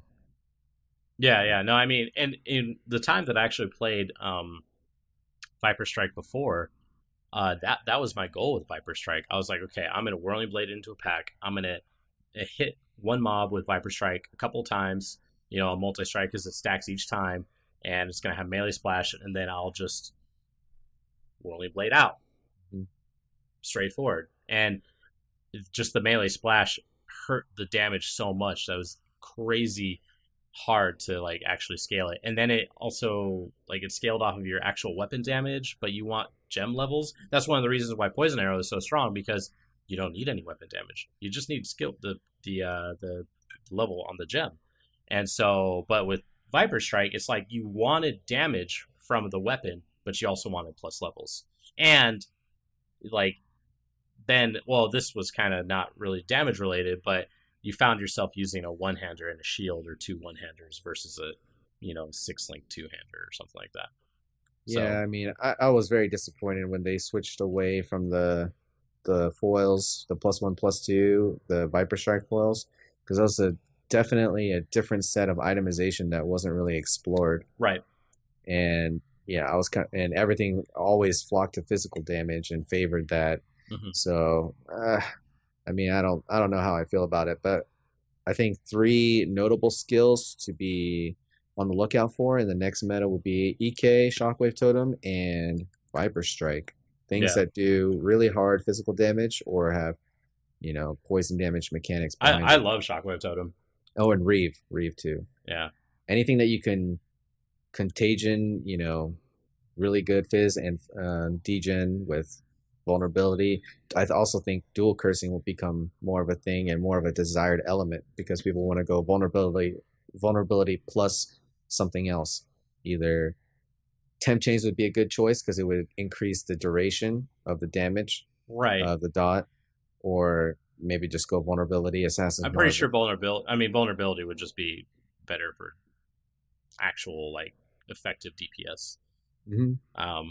But so actually I have a question about vulnerability. So vulnerability, and this is one thing that's kind of like weird about vulnerability in relation to dot damage, but it doesn't get any better from level 1 to 20. It is 33% increased damage flat, no matter what. Mm-hmm. So the only thing that changes about it is some of the other modifiers on it and the radius. AoE and the duration. Yeah, AoE and the duration. But so how, this is actually something that I don't know, so I'm hoping you know this, but is that 33% increased like with your, like where is it increased? Because it seems like it's way better than it's like, say you had a node in your passive tree that just had 33% increased damage. It seems like the vulnerability is better than that, like a lot better. So I don't know where that conversion happens.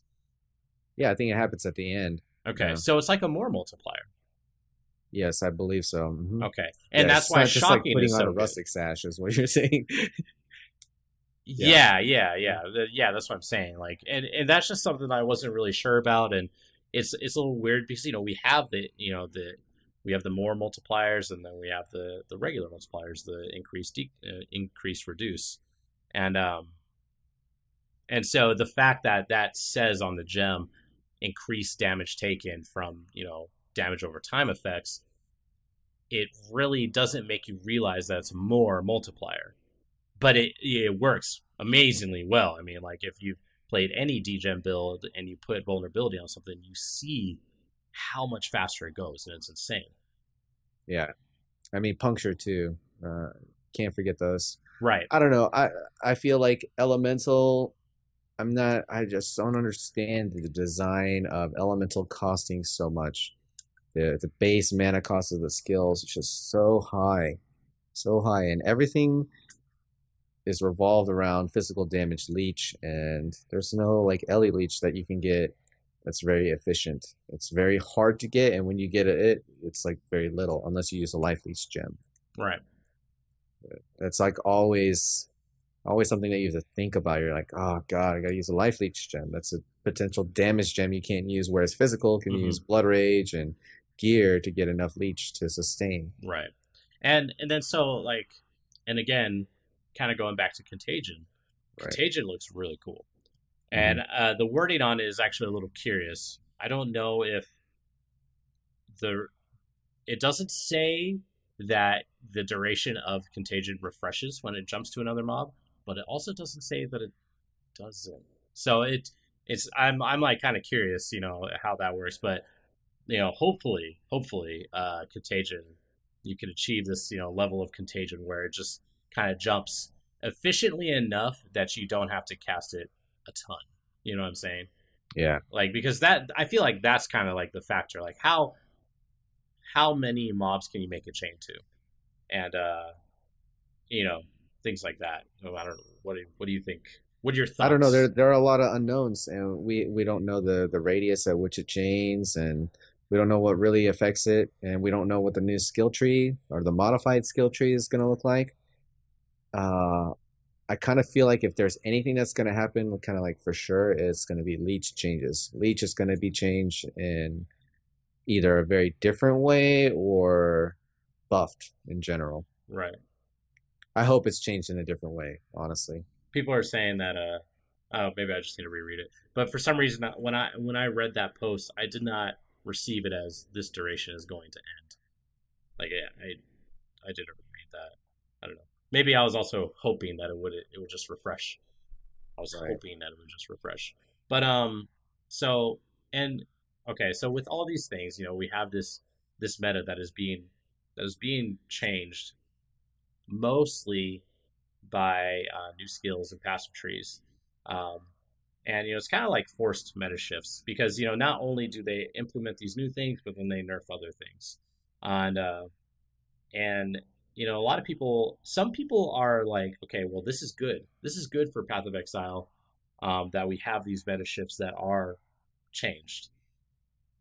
But other people, they say it's not. Like, they want to play the same exact thing every single league, which I could kind of understand. But so, how important do you think it is that we have these forced meta shifts? Forced to who, I mean, everybody can play the way they want. If they want to play less efficiently, it's just pretty much your desire on what you want to accomplish.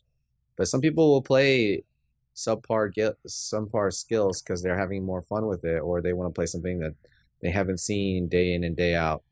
But I don't know if it's necessarily forced. If you want to play the best thing, then yeah, it definitely is forced. Right. Right. I will agree to that.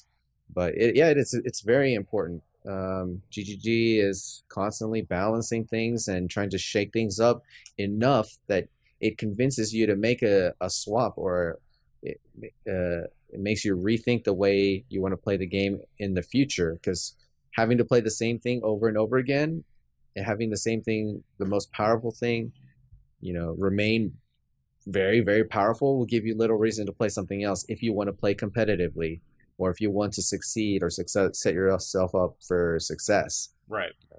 Yeah. The No, most I'm experiencing that right now. I mean,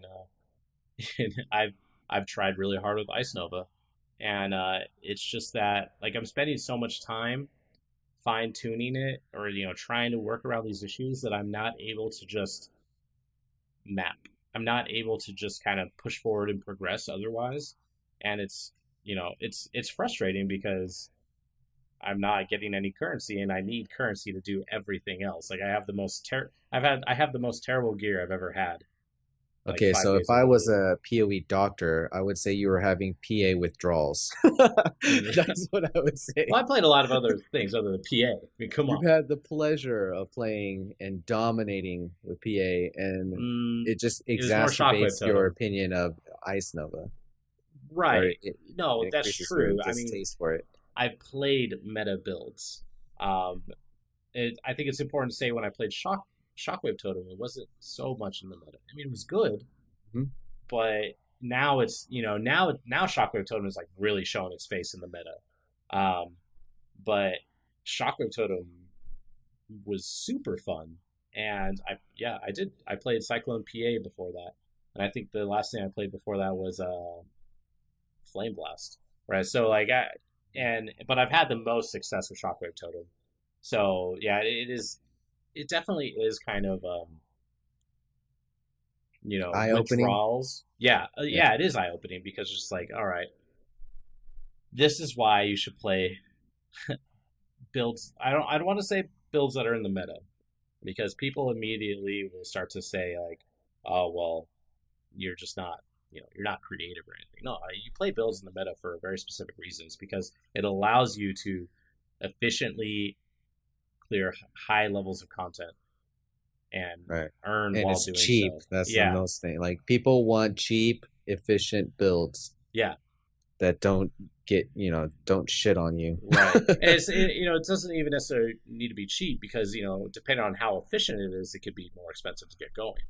Um, what I'm saying, like Shockwave Totem is actually still it's at a point now where it's a little bit more expensive to get going than what it was before, but So great. it's still great. Like it's the cost that you have to invest into it is you know, easily outdone by what you get out of it. Yeah, I mean, there are builds that definitely excel way better than others in multiple categories. And I think Mm-hmm. as long as there's one category that your build is justified, I think it's a great build. Even though it's not necessarily, oh, you're going to handle all the high-end maps. If Right. you can accomplish something better than something else, or it does a specific task better than any other gem, then I think it fits its part in the meta. Like people hate on Magma Orb. Magma Orb is such a shitty like end end game skill Mm-hmm. for COC self casting. It's been done time and time again. It's just lackluster. But when you're doing like endless ledge, it's fucking awesome. Right. It's like so dominant in so many ways, and that's okay if it's really good for racing, but really shitty end game. And I know that GGG is fine with that. They're Right. fine with things being designated as leveling skills or the good leveling skills, and then they kind of like fall off, kind of like Searing Bond or something. Something that doesn't scale in the end, but it does really well at the beginning. If you can justify, every gem in some way, I think it's okay. It doesn't have to be the most OP. Every skill doesn't have to be end game viable, Etsiri viable, core Malachi, you know. But there's always opportunity costs. Right. And this topic was actually kind of brought up on my stream a couple days ago, but um, you know, these are just the numbers that were thrown out on my stream. I don't know how correct they are, but someone was saying that we have 100 active skill gems in Path of Exile, and Mhm. uh, and I was like I was making a list of builds that are efficient in game. And what would you say? What would you say a good ratio is for like skills that are end game viable to your definition to not end game viable? I kind of don't understand the question. What do you mean, like So like ratio of what? out of five, if there were five skills, how many do you think should be viable in the end game? Uh, a lot. More than I would say at least four of each archetype. Four of each archetype. Okay. Because when we were like looking at this and I was writing this down on my text notepad and talking about it with my stream, it appears that we are at a 1 to 5, like 1 in 5 ratio right now. That essentially like 1 in 5 active skills excels in the end game. And I don't know, like I feel like that is a good number.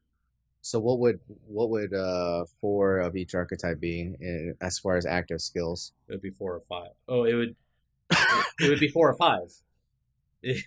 You would go from 20% of the active skills being end game viable and efficient to 80% of the end game skills being viable and efficient. And I feel like that is insanely high. So okay, I misunderstood the question then, or I answered it in a different way. I think like four of each uh archetype, as in like four caster Okay. skills that All should right, all right. excel. Okay. And that's pretty much what we got. We got 4 of each right now. Okay, yeah, yeah, I Roughly. think that's good. Hmm. And but again, like a lot of people really seem to think that it should be all of the skills, which my issue with that is that's hard to do. Yeah, it's Like, boring. yeah, it's It's boring. you're never you never have the mission to discover what's the next latest and greatest thing, you know. Hmm.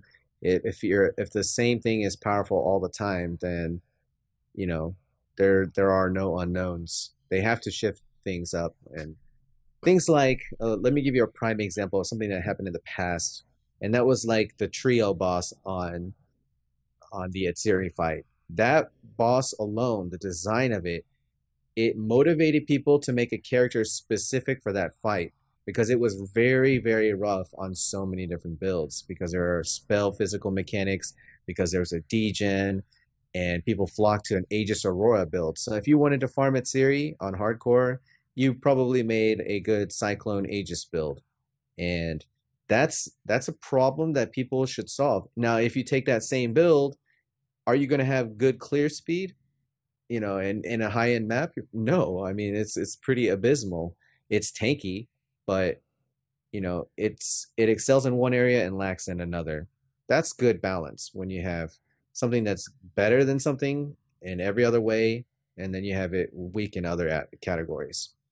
And we need more problems in Path of Exile. We need more problems that make people find solutions for, and that's what makes the game fun. It's discovering and paying attention and stuff like that. But like, when I was talking about the archetypes, I feel like if you have a one-handed build, one-handed shield is like one archetype. Two-handed is another. Spell casting, and then summoner, and then what else is there? Trapper. Right. Yeah, I actually there are some people asking like what was this list that you came up with, or like what are the skills. I just posted the list that I came up with, and yeah, like as of right now, like these are the things that are pretty much like end game viable. You might disagree with me on some, but this is pretty much what my stream, 100 plus people agreed to at that moment about Path of Exile. Not to say that we're for sure correct, but that's a lot of skills. Oh, wow, it's timing me out. My own Nightbot. Dude, ban Nightbot. Yeah, I'm looking over Oh, this list and I can agree with this. yeah, Yeah. like this is pretty solid. And it's so hard to add more to this. Like you could add more, right? You could probably add like 5 or 10 more. That wouldn't be hard. But a lot of members of the community are very adamant about all skills should be viable. And that really goes back to your argument like, well, then what's fun?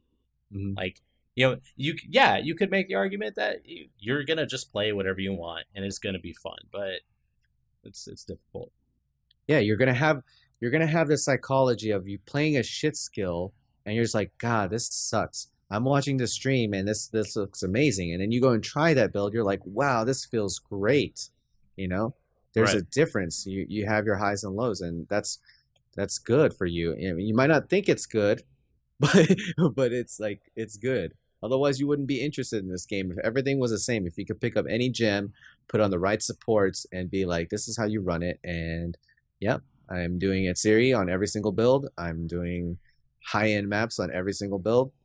All Hmm. right, let's go find a new game. Right. Yeah. Yeah. But I mean, it's important to have it's important that content isn't so gated by your skills, if that makes any sense. But we have a pretty good diversity of skills right now in the current meta, and that when the meta does shift, I don't think it's going to reduce this by half. I think it's probably going to knock out maybe 3 to 5 of them, but then 3 to 5 are also going to pop up.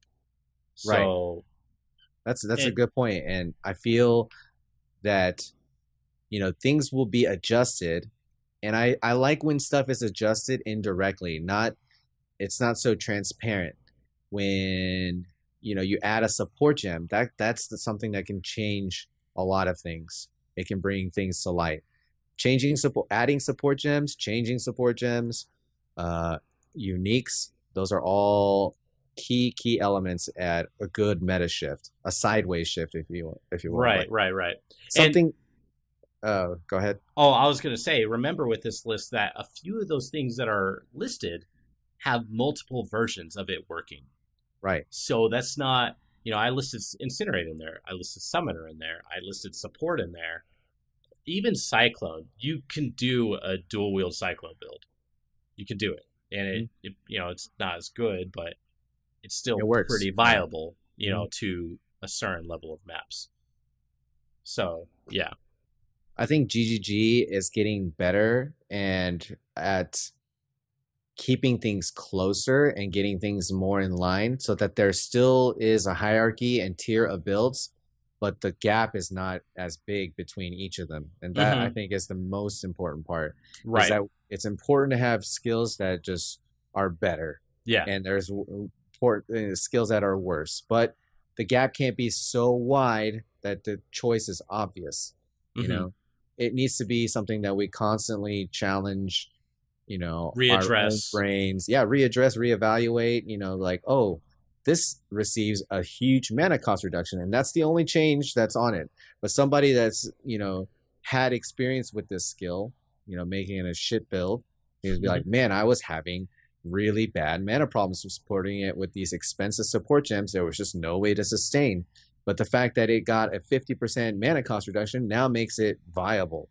And you go back and revisit it, and then all of a sudden you're dominating. That would be a good way to buff something without being so transparent. Oh, we buffed this by 30%. Everybody go try this gem. Right.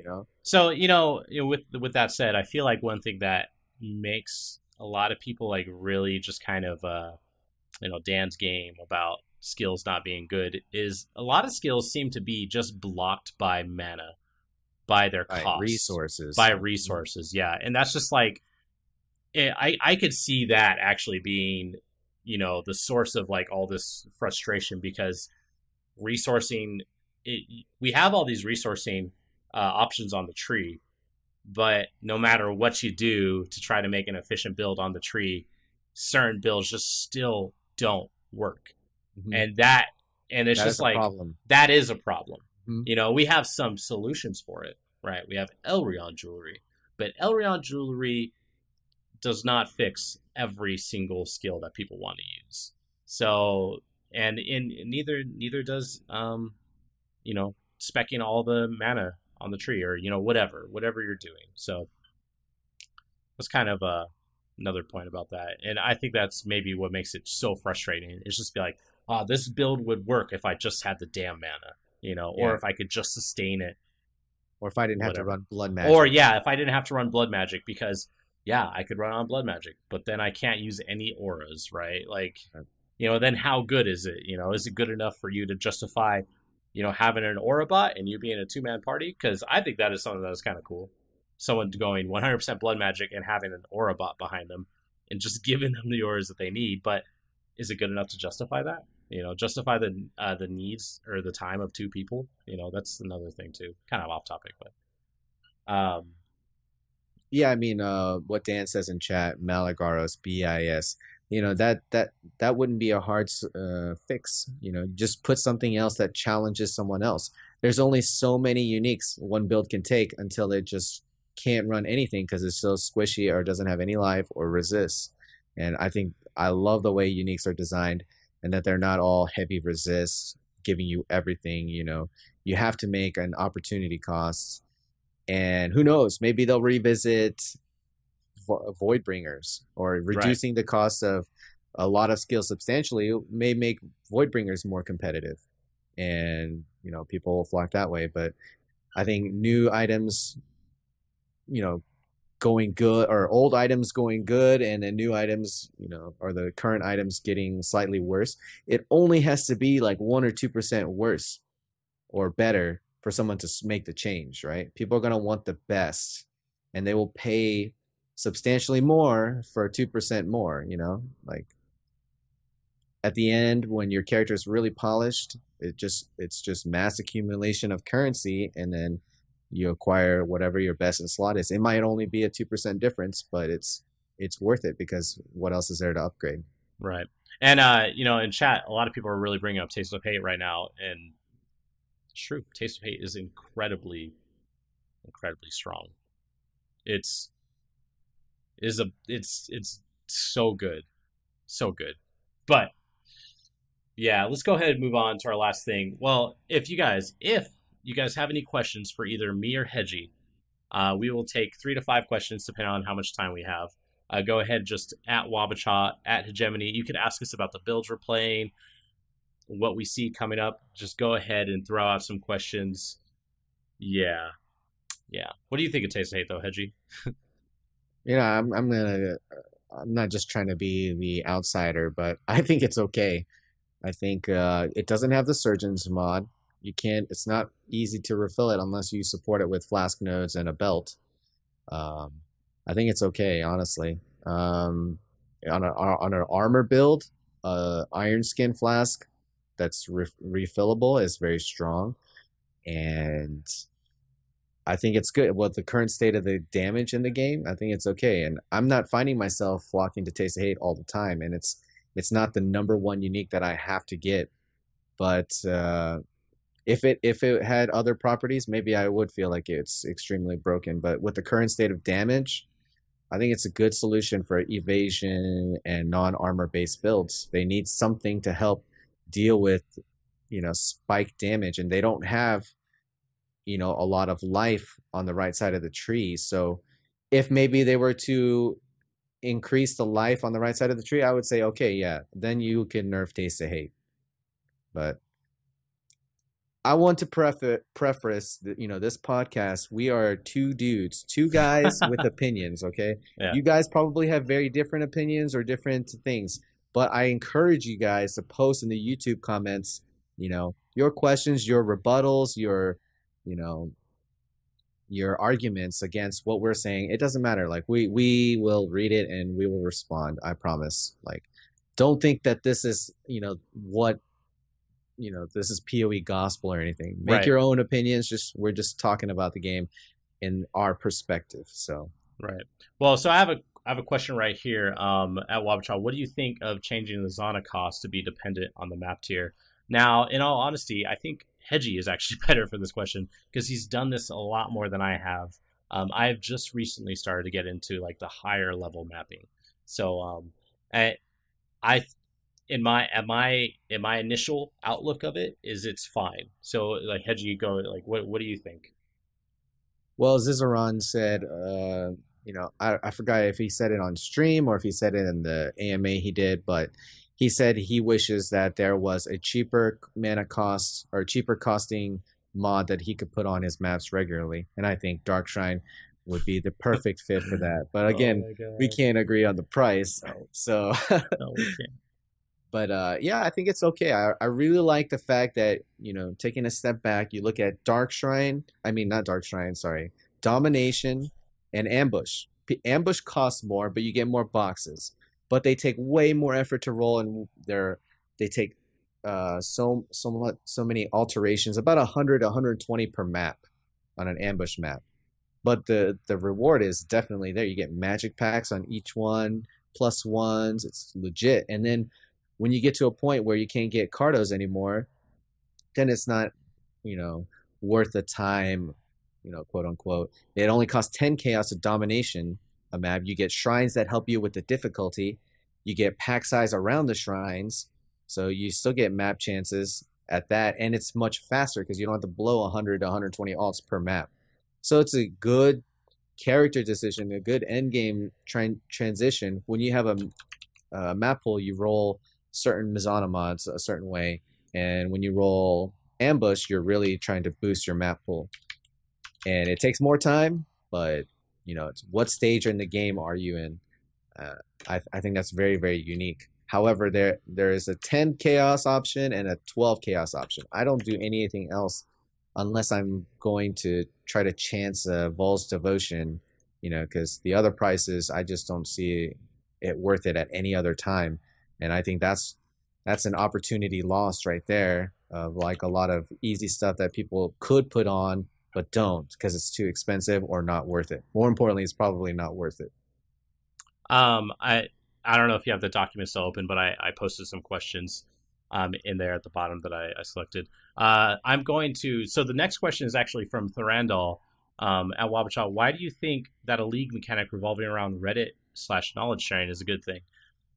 So I don't think that these leagues have are revolving around that mechanic. But what I do think is that this type of information sharing is so inevitable that you just I don't know. I don't think this. We've had this conversation before, Thranduil. Like, I don't actually think that this league at all revolves around that, because you could easily figure this stuff out on your own. However, the information is out there. It is available. We are in the information age. After all, you're going to have this. You're going to have the ability to do this whether you like it or not. And you yourself as a player, if you want to go the route of figuring everything out yourself, that's perfectly fine. Mm-hmm. But for every other, like for majority of people, if there's information available, they will seek it if they want to. And on top of that, the more information that we have about, shameless Path of Exile promotion right here, but the more information that we have out on the interwebs, on the Reddit, the more popular the subreddit is, the more content that we have flowing through, the more people are going to play the game. Yeah, that's my opinion. Agree. It builds a sense of community. Like, we're banding together to come up with the information and share it. And you, as the player, if you make a new discovery, you have the decision: do I disclose this? Do I keep this to myself? Do I capitalize it on it a bit and then reveal it? That's a nice choice, and that's a reason to explore things first. Pioneering things. You could set the trend, and trendsetters are, a thing in this game. It builds your popularity, definitely. And without news, like on the regular, like Wabacha was saying, then people wouldn't come to the subreddit. If nothing new was ever popping up or nothing funny or exciting was happening, people would just fall off and the hype would move away from the subreddit. I mean, yeah, there'll always be people on there, but you want it to be a place where you can check the subreddit every day and either get a laugh or make a comment or put some criticisms in there. Games with games with dead subreddits are terrible generally. Yeah. So I mean, this is definitely building our sense of community, even though that you can play this game, as a solo player like myself. Yeah. Because Wabacha doesn't want to play with me with his balls. You're just putting it out there. Just throw it out there. If you want to go and read off that next question from Ekmek. Ekmek says, at Hegemony, what about the flashback Zana mod with everything in a map? Oh, that's fun. pretty sketchy. I mean, how much would it cost?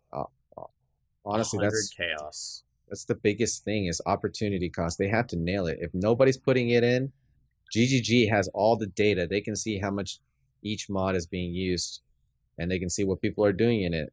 And honestly, that's like the balancing issue. Flashback League is awesome. I love it. I have the most fun in the flashback on the Ruckus weekends.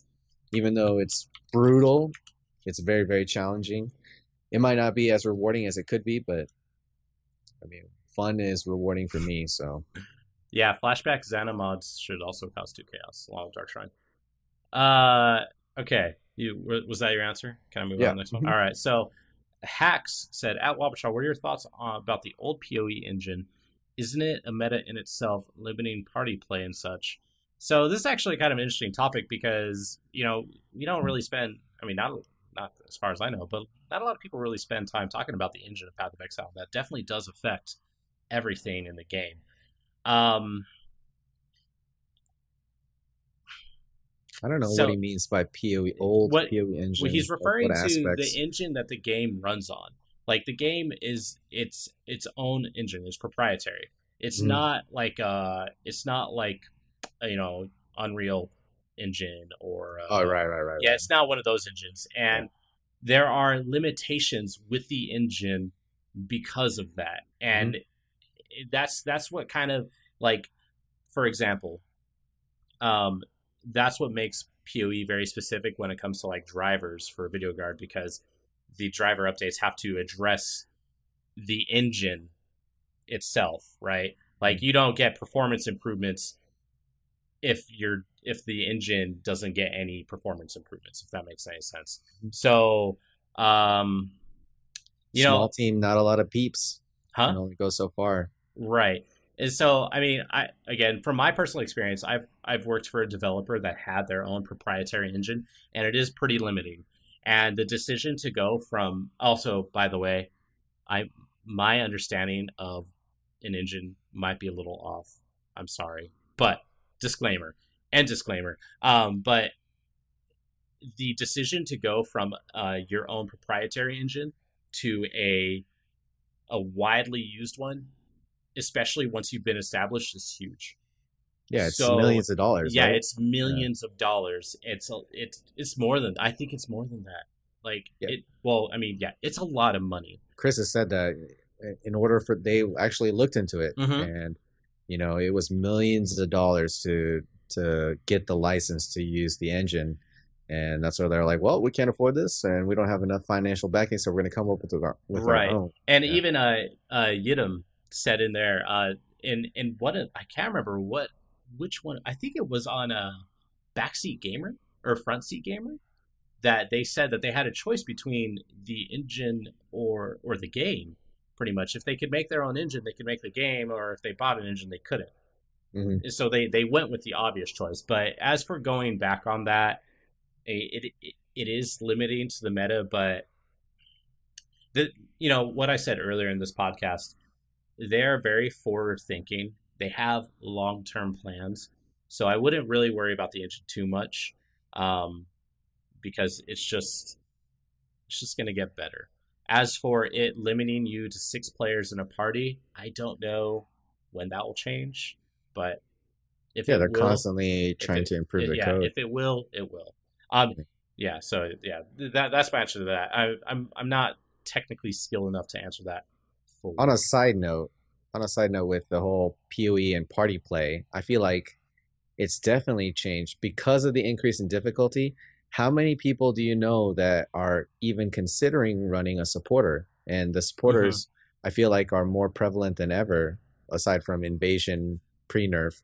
That was like the ultimate, oh my God, bring a freeze miner so you could freeze the map. Right, right, right, right, It right. used to be you were your own party. You could run every single aura you would want. And the only thing that was like a supporter was like someone who brought conduit. That was like the biggest thing. You brought conduit, you're identified as a supporter. Now we have very, very strong and unique supporters or way of supporting. Right. And I think the numbers probably show that. I don't know. Say something in chat. If you've played a supporter in this meta since, 2.0, Right. it's probably high. Party play is up, that's for sure. Yeah, party play is up and it's dynamic Yeah. versus the old, you're just conduit. Right. So while people are answering that, we're going to do 2 more questions, albeit. This question is actually for you, Hedgie. It's from Pin SC. Is one of a friend of mine from way back in the day of StarCraft 2. I actually casted a couple of StarCraft 2 games with him on his YouTube channel. But go ahead and read it. He says, what's the best way to introduce a new player to the game? You know what?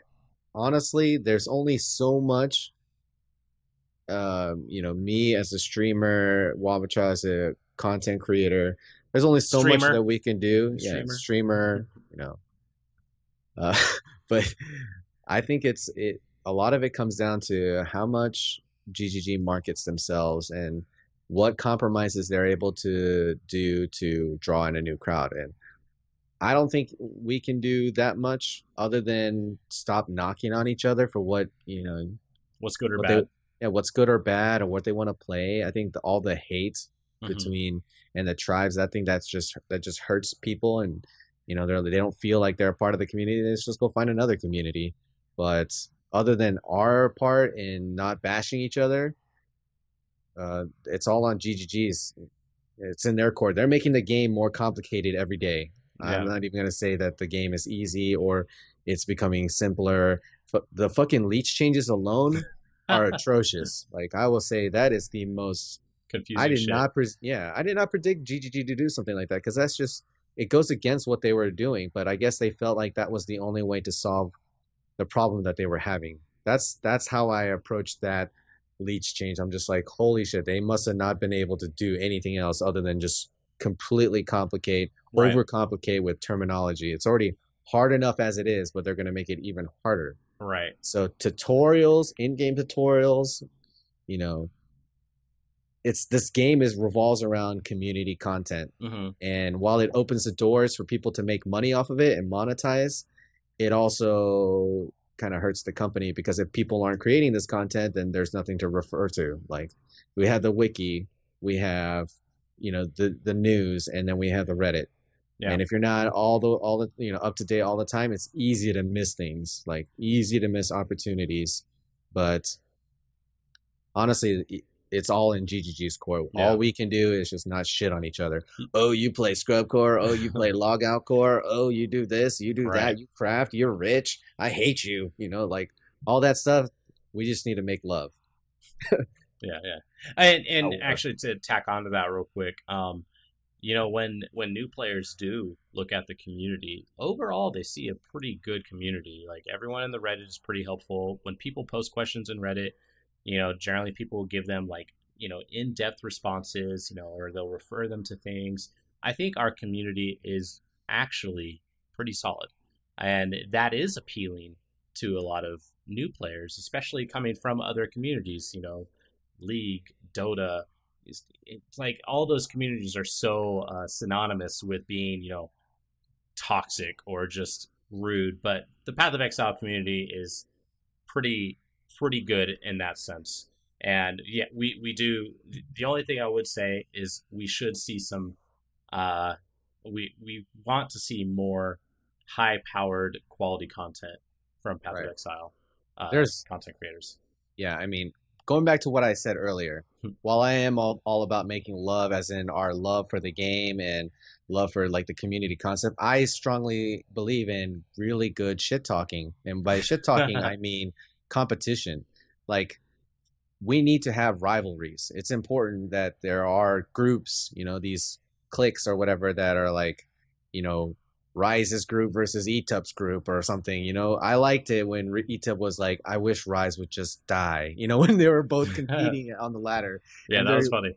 they're wishing each other, that the other opponent just gets knocked out so he can have a nice, rest, or he can go to sleep, or, shit like that. Or Community competitive shit talking, that's good. Oh, this guy's got no skills, or friendly competitive banter, I think, is definitely something that hypes the community, and that's a good thing. even recently,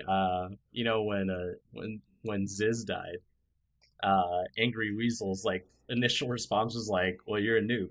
That was funny, right? Like, those that are was like super funny. good shit talking moments. And FY, Angry Weasel like died this morning. His girlfriend like totally like PK'd him. It was pretty funny. So yeah, I mean, yeah. Okay, we're gonna go on to the next question, the final question, and it's at both you and I. Woodcutter asks, "What do you think PoE should do about alternate endgame content, if anything?" So I don't know if he's referring to maps or like boss fights, but you could go ahead and go off, and I'll end it. I mean, yeah, most of the end game content can just be problems that players need to solve without making them quit or give up, and that's on GGG's content creation. I mean, the Dark Shrine, I think it was really, really cool. It's a step in the right direction. We need some more things like that. Shifting metas, promoting supporters. If the game wasn't as hard, people wouldn't run a support character, because every character could do everything. I really, really think that they're getting closer and closer to how they want to balance and design things.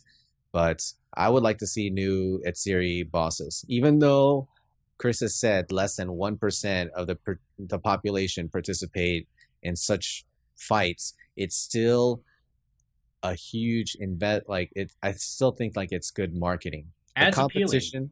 Yeah, it has feeling, emotions. People want to watch. I mean, when we have 10,000 viewers watching one fucking stream, people are excited and are like, "Oh my god, is this gonna rip? He's gonna rip!" Just chat, just spamming all these, emotes, and we need some of that hype. And it's gonna take something like a boss fight or a race to kill something insanely hard, where people are really having to think or make specialized characters to take them down.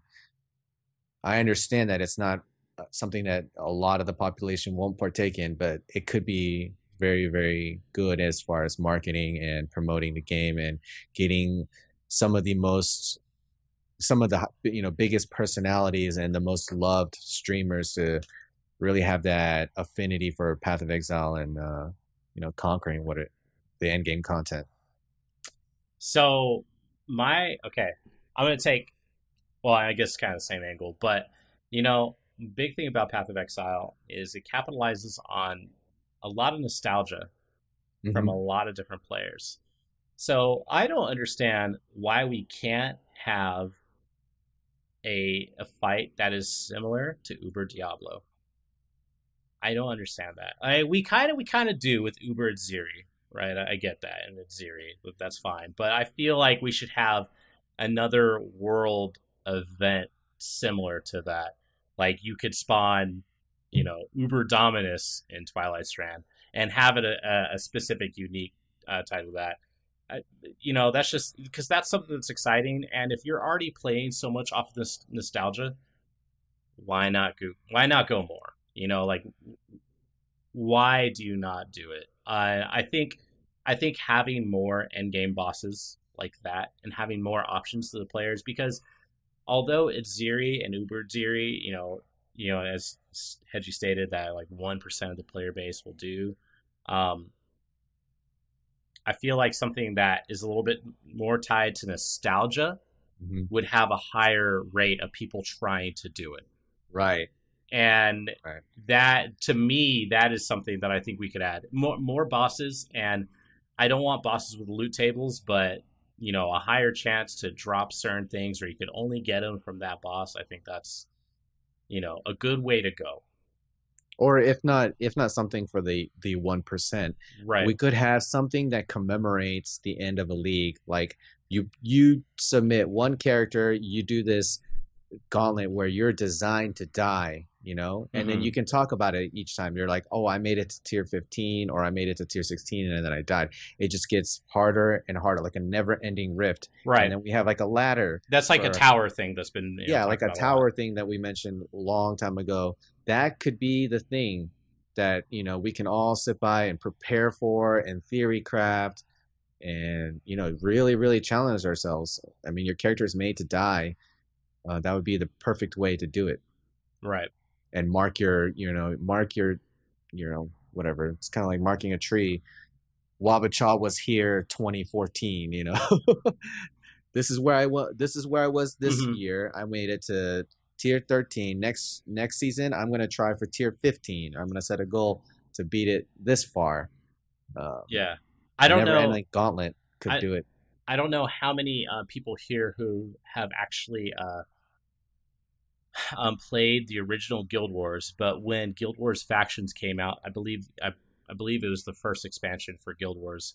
Uh, they introduced this daily record for like zone clears, and essentially every single day, you would go in with a group, and if you got the highest zone, the clear of that day or at that point, you would get a reward for it.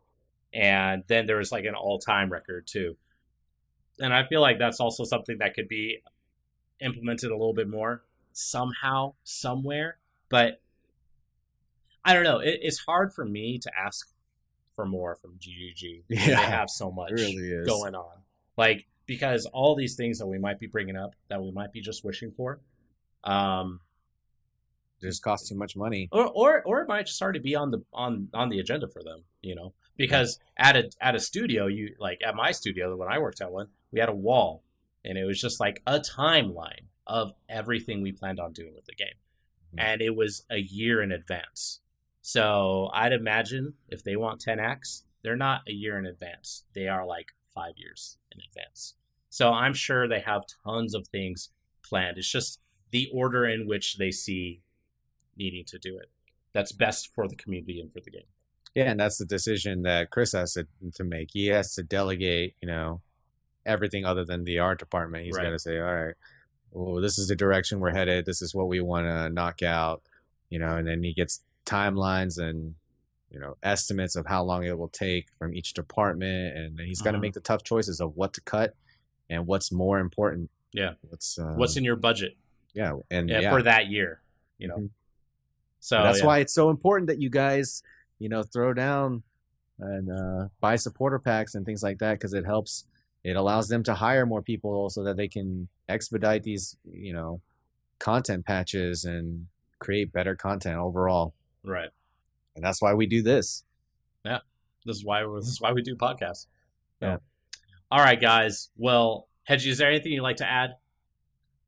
Nope. You guys know where to find me on twitch.tv/Hegemony TV and my YouTube channel, Hegemony PoE. I have a lot of YouTube guides.